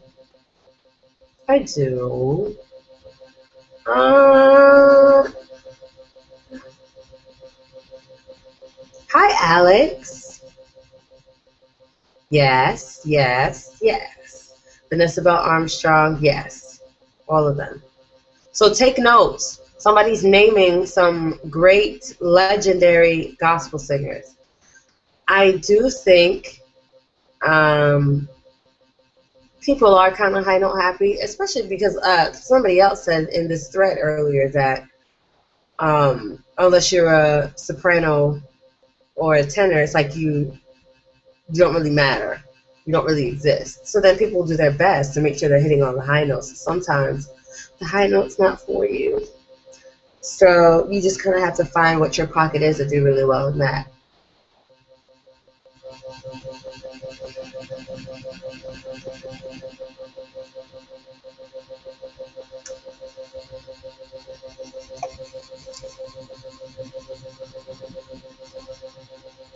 Da, da, da.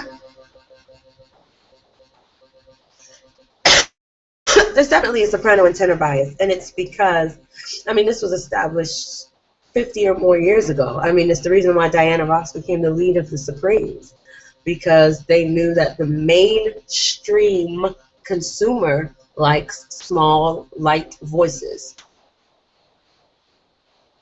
So of course there's a bias because they figured out what sells records, and dark, full, rich voices are too lack.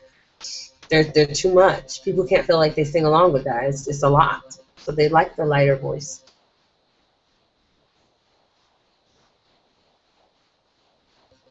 Sava, I wish there was a quick tip. Nothing I tell you is going to make you go, oh, I get it now. It's something you have to feel in your body. I mean, I'm sure make the mixed voice means you have to, raise your soft palate and have good breath support and put the breath behind the nose and make sure your larynx is low and blah, blah, blah. But it really depends on where you're starting from, like what your issue is right now and what is hindering you from getting there. And then it's something you have to feel in your body once you've locked that place in and everything else is free and you're just using that air to hit the part that it needs to hit. Because you could belt out high notes, but you have to sing. Yeah, belting out high notes means nothing. There's a lot of people that belt out high notes, but the rest of their voice is terrible. So I've never been, impressed because somebody can hit a high note, especially children. I wish a lot of these kids going on America's Got Talent and stuff like that, I'm never really impressed because they're hitting high notes because they're squeaking, and I wish that they would just kind of sing like kids, because they are, and their voice isn't developed enough and it just doesn't sound good. Going, singing that high. I think Patty wasted a great voice on showing off her super high notes. I feel like she didn't have the taste that Whitney has. I don't know about that, Coco. I think she has a lot of beautiful ballads that showed off her middle voice. Somebody Loves You, Baby's not high. She's always going to go high at the end, but it does start off high. And then you have I must have rehearsed my lines 1,000 times until I had them memorized. I thought that was pretty low.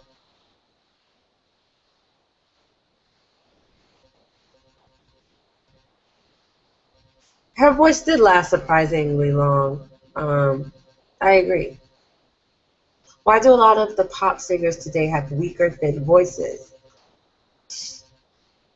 Thin head voices. Yeah, a lot of the pop singers today, and singers in general, have weak, thin voices because they belt a lot. And when you belt in your higher register, especially when it's a little too high and out of your range, the first thing that goes is your mixed voice, your middle voice. So it's a trade-off. For most people, it's a trade-off when it's not their tessitura.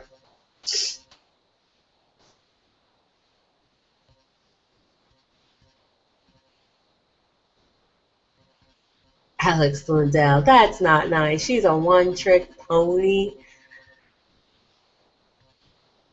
Well, it's one heck of a trick, I'd say.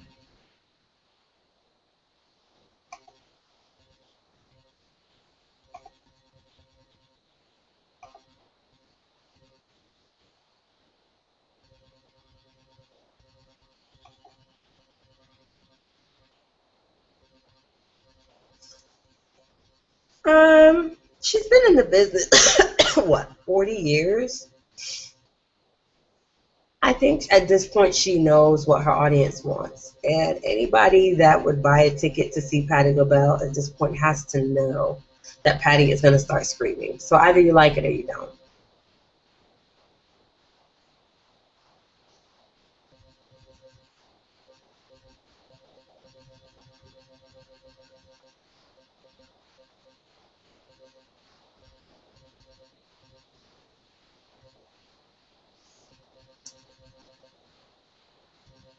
Whitney definitely had it figured out with the balance between belting and smooth velvet, of course.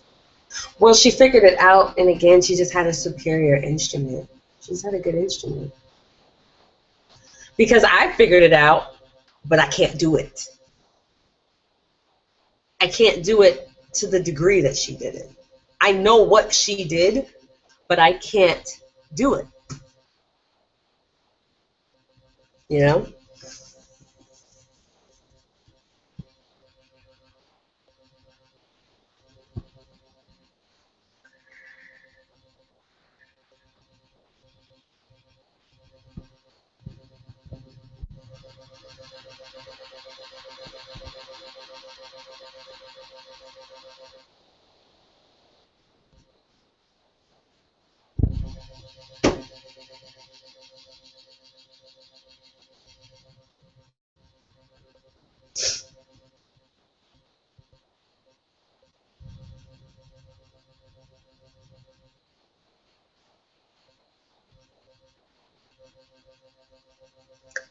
I feel that Whitney was such a pleasure to listen to because she had that balance.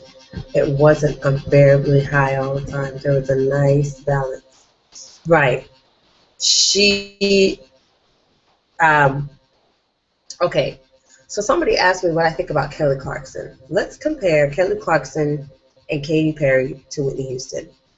Like Kelly Clarkson and Katy Perry could both probably hit the same notes that Whitney Houston hit. I think we could all agree on that. The difference was Whitney didn't rely on the high notes for you to be wowed by her voice.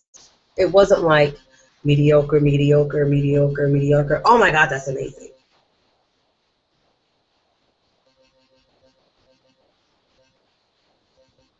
Whitney just had a brilliant voice from bottom to the top.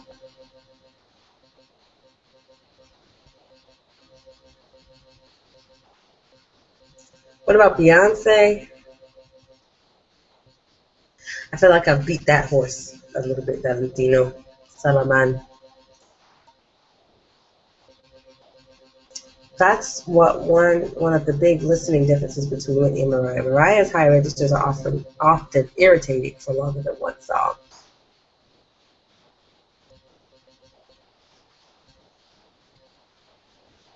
Yeah, you could tell her voice wasn't really meant to just stay high like that. She could do it, but it wasn't like Whitney's.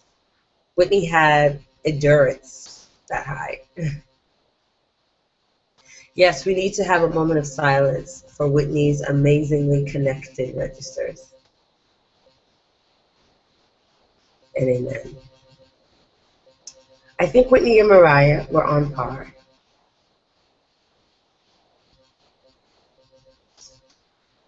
I've never heard Whitney sing "Oh Come and..." Oh wait, hold on.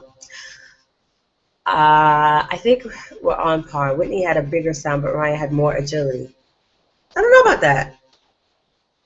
I don't know about that. I just think they had different styles. I think, Delisa, you should sing Whitney's "Oh Come." So here's the thing. I sing, like, for church or whatever, when the Christmas cantata comes. That's the song I always used to sing. I've never heard Whitney sing it. Have I? Oh come, oh come, Emmanuel. I've just always loved that song. It's like a hauntingly beautiful song. Hauntingly beautiful. So I've always loved that song. I don't think I didn't get the Preacher's Wife soundtrack, so I didn't know she sang it. I didn't have any reference for it. I just only heard it like choir sing it or something like that. Rejoice, rejoice, Emmanuel shall come to thee, O Israel. Rejoice.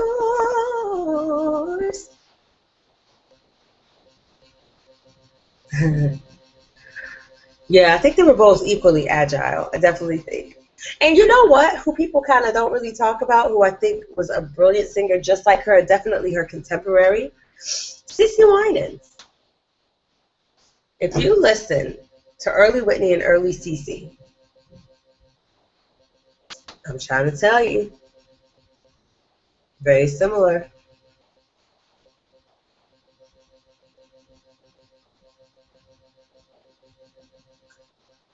Train, track, tray. We are talking about Whitney. How does Beyonce even enter the conversation? We're talking about Whitney. We're talking about Michelle Farrell. We're talking about Aretha. And you bring up Beyonce. Don't nobody want to talk about Beyonce? Like, it's not even like this apples and grapes. That's grapes and raisins. Like, we cannot talk about Beyonce in the same conversation. It just doesn't, it's not. CC Winans didn't copy Whitney. They were uh, they were contemporaries. They worked at the same time.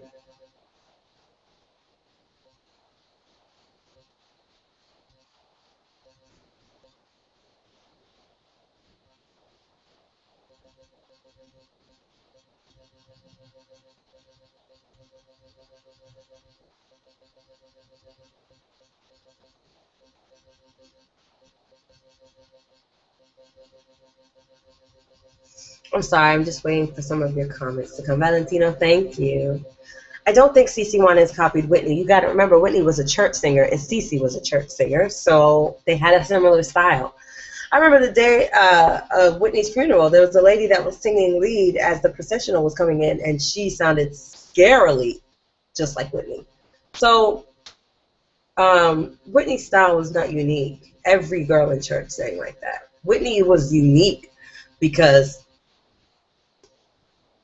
um, Whitney was unique because of the other things she had, the amount of endurance, the power, all of those things. Not necessarily her style. There were black girls all over the country singing her, like singing. I would sing her under a bench as far as style and melismas and stuff like that. She I can't say she was the best at that. I mean, Brandy is better than her at that. You know what I mean? But there's other things that Whitney had that made her great. I don't know who Martha Wash is. Oh, I love Lisa Fisher. I was saying that earlier in the call. We were talking about somebody asked me who the 7 great singers were, and I was like, like Lisa Fisher. You know, it's funny because it's kind of like, how did she end up being a background singer after a killing song like that?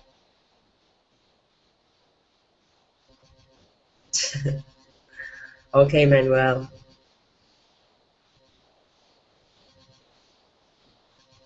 She's not underrated. She's rated exactly where she needs to be.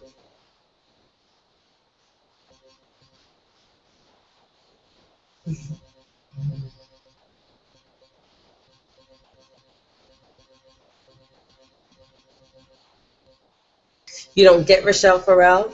Rochelle Farrell has started startlingly great technique.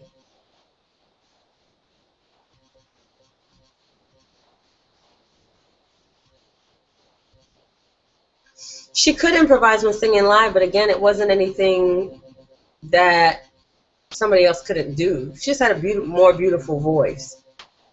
And of course, for the general public that didn't go to a black church, she was unique. And I think it was unique even for black singers to see what she did because you never saw that become mainstream.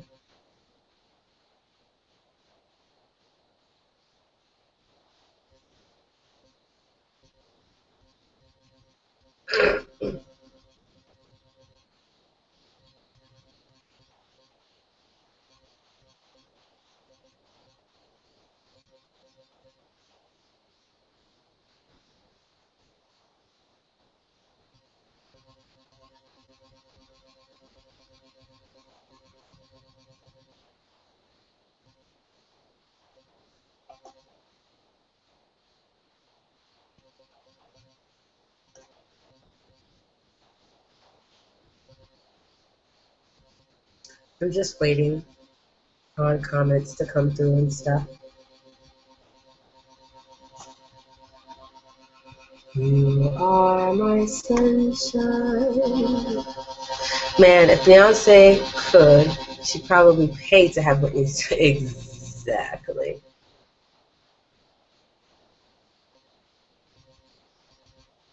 Exactly. I think a lot of people would have paid for Whitney's vocal cords.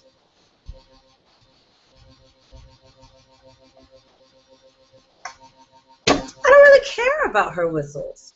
It's not about her whistles. It's about where she places her voice, and she has great musicianship. I don't rate people based on whistles. Like, who cares? Like, I've never said, oh, her whistling sucks, so she sucks. It's what you do in the middle. It's what you do in the main register. It's how you build a song. It's your interpretation of a song. Like, I think she sang Blue Sky.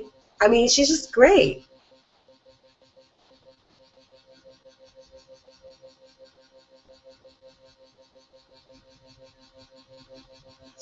Yeah, you're definitely, because you're Irish, you're a little isolated from the African American church. I would say so. Yes, definitely the whole idea of improvisational singing came from Black Americans. Definitely. Improvisational singing in general. Jazz is a Black American art form. Um, and gospel is a Black American art form. And it's built on a lot of improvisation. So, yes. Whistling is something I believe you have or you don't. Because Shantae Moore, yeah, exactly. But I don't say someone's a great singer or not a great singer based on how they whistle.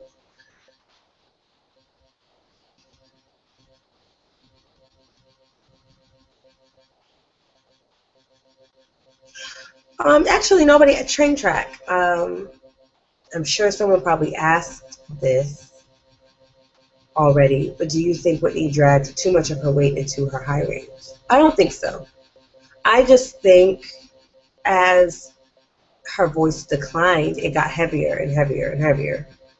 But I don't think she was dragging too much weight. I just think it was harder and harder to do what she wanted to do.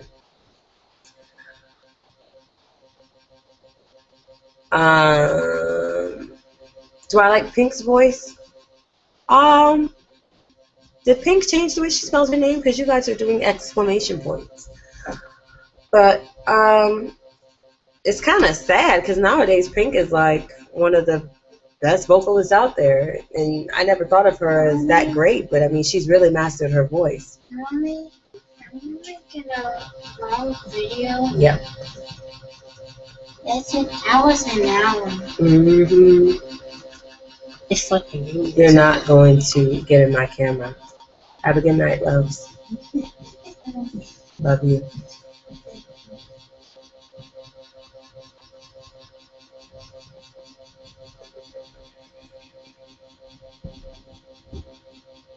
They had to make an appearance.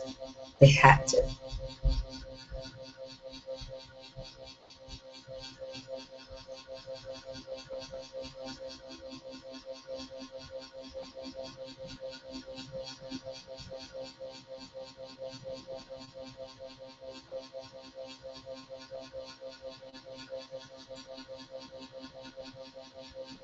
I feel like I'm lost in the conversation. You don't think she did either? She sounded amazing. I'm not sure what you're responding to, Train Track. Let me see. I'm sure someone probably asked. No, I don't think she dragged. Okay, I got what you're saying.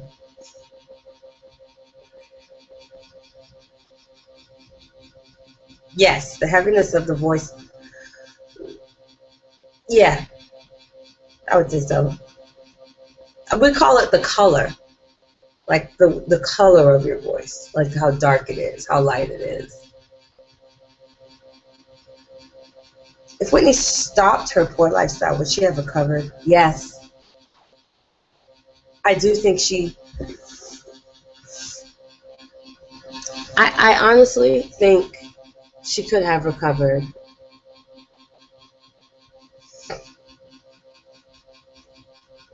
I think she could have recovered. And I think so because she did recover. She recovered enough to make an album. It took her 2 years, but she made it.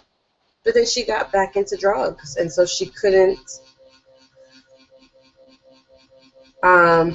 she couldn't maintain it because she went back.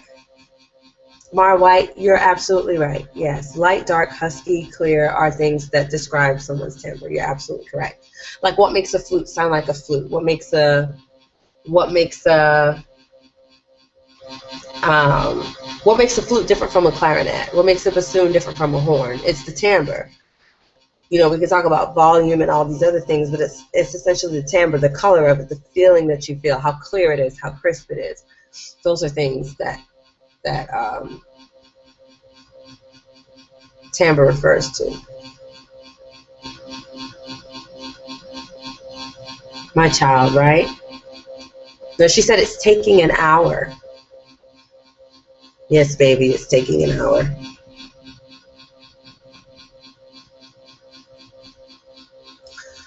I think Whitney's vocal chords were what they were because she was just that blessed.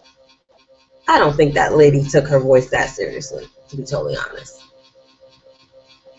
If she took her voice that seriously, she would have never started smoking. I don't think she sat around doing vocal exercises at all. I don't know if she did. I think at first she took her voice very seriously, but as time went on, I think the color of your voice is determined by, you're judging the singing voice.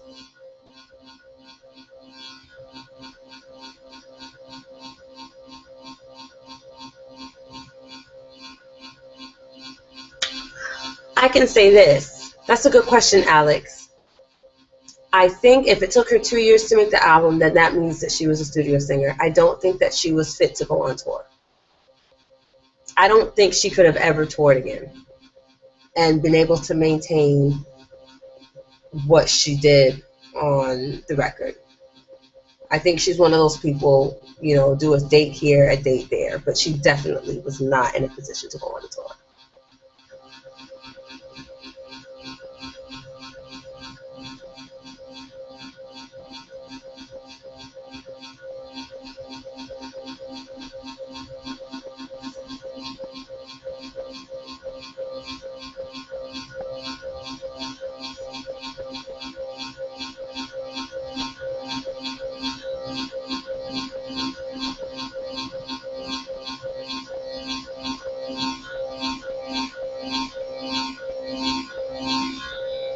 To do a video series on timbre. Lord have mercy.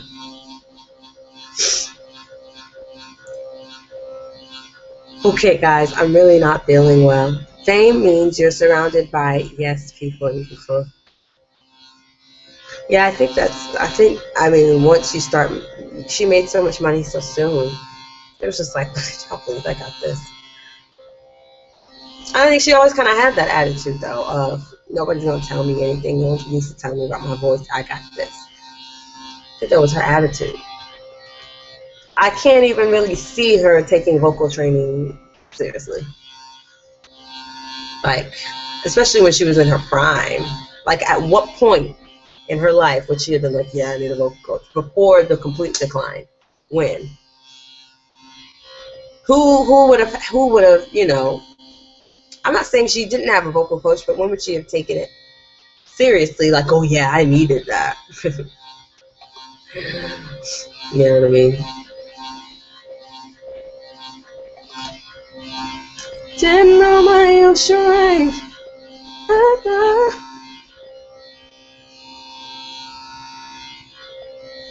No, I don't think it was a technical issue. I just think it was high. I mean, wouldn't you have a grit if it was a G sharp 5 belt?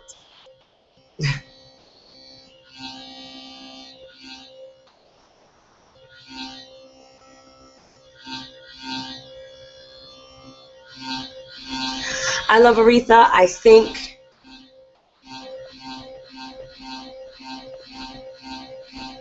I may have to agree.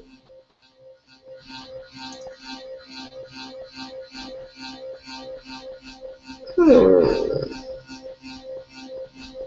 I love Tina Campbell's voice. I actually imitate. It's like I actually imitate Tina Campbell, not just her, not because of her voice. It's the way she moves. It's like she has a she has a vibe about her, a way about her that is just so. What's the word that I used earlier? Just so much finesse. Like she just has this sassiness about the way that she sings. I love it, and I imitate that a lot.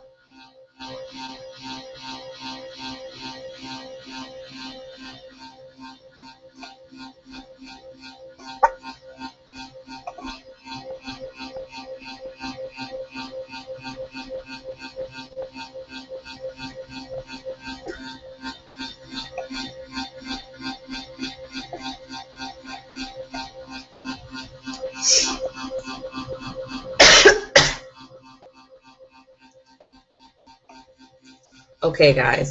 So let me see what y'all talking about. I love when you guys talk to me because you're just so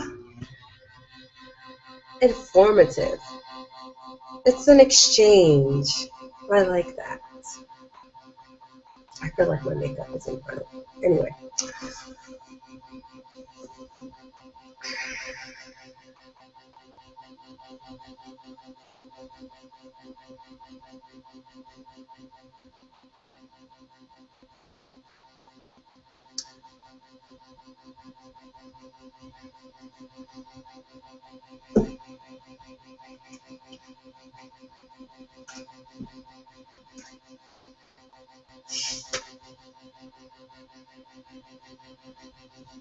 Uh, she sounded good because she's physically fit.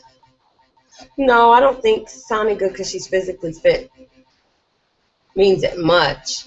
Maybe she sings in like the perfect part of her range that she never gets tired, so her voice just doesn't wear out. Definitely, she sounds good because she has a good voice. Yeah, I gotta go. I am like ready to have put on a cup of tea. Need a cuppa. Do you have anybody from? Oh yeah, Coco Maroney from Ireland. Ireland. I'm from Manchester. I need a cuppa. Do you guys say cuppa in Ireland?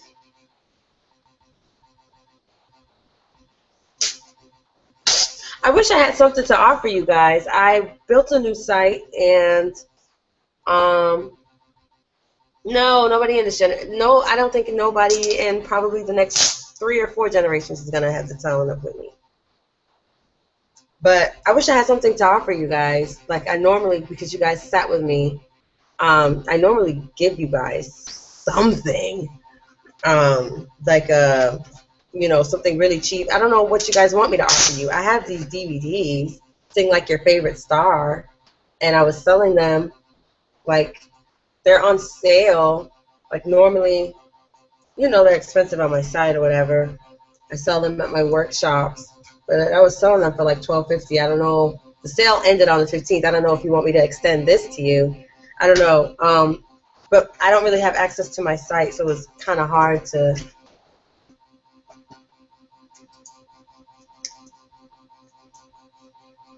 You're from Manchester? Hi, William.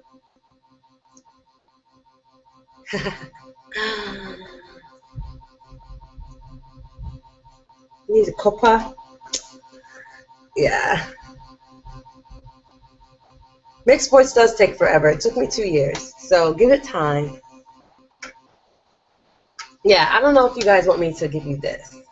Um, I don't know.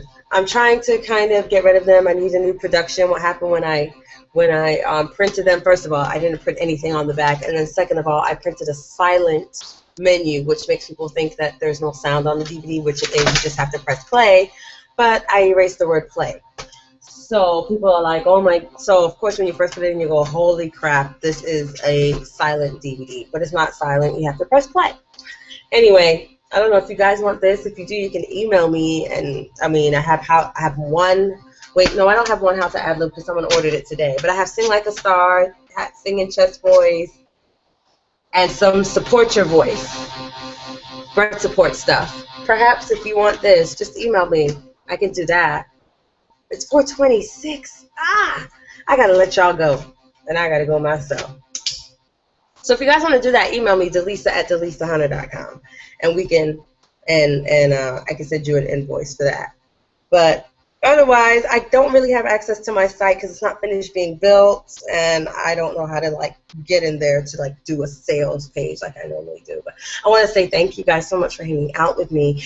This was awesome. You guys are so giving and so into it and so passionate. I always enjoy being with you guys.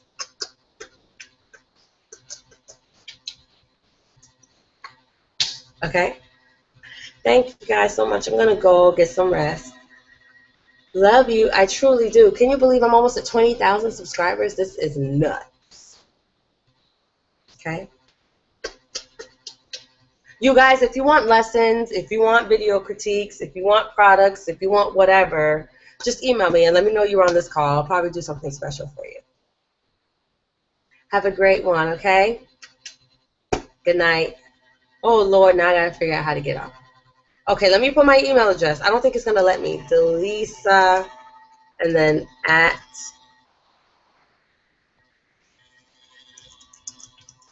delisahunter.com.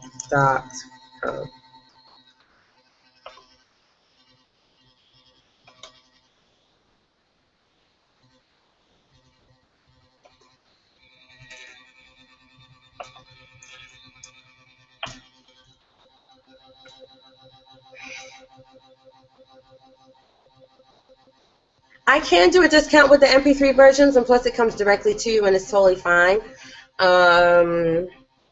But again, it's going to have to be something because I can't get into my site to change the prices.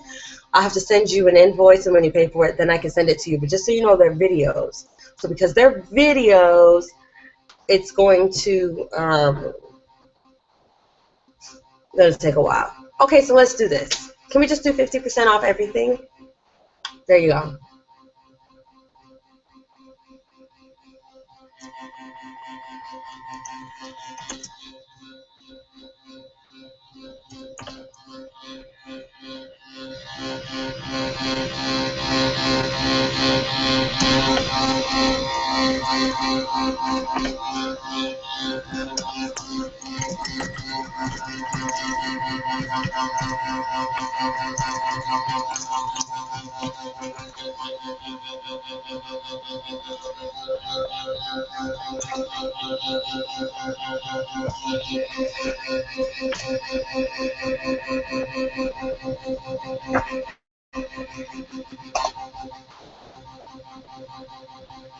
Can you still see me? Because it said an error occurred.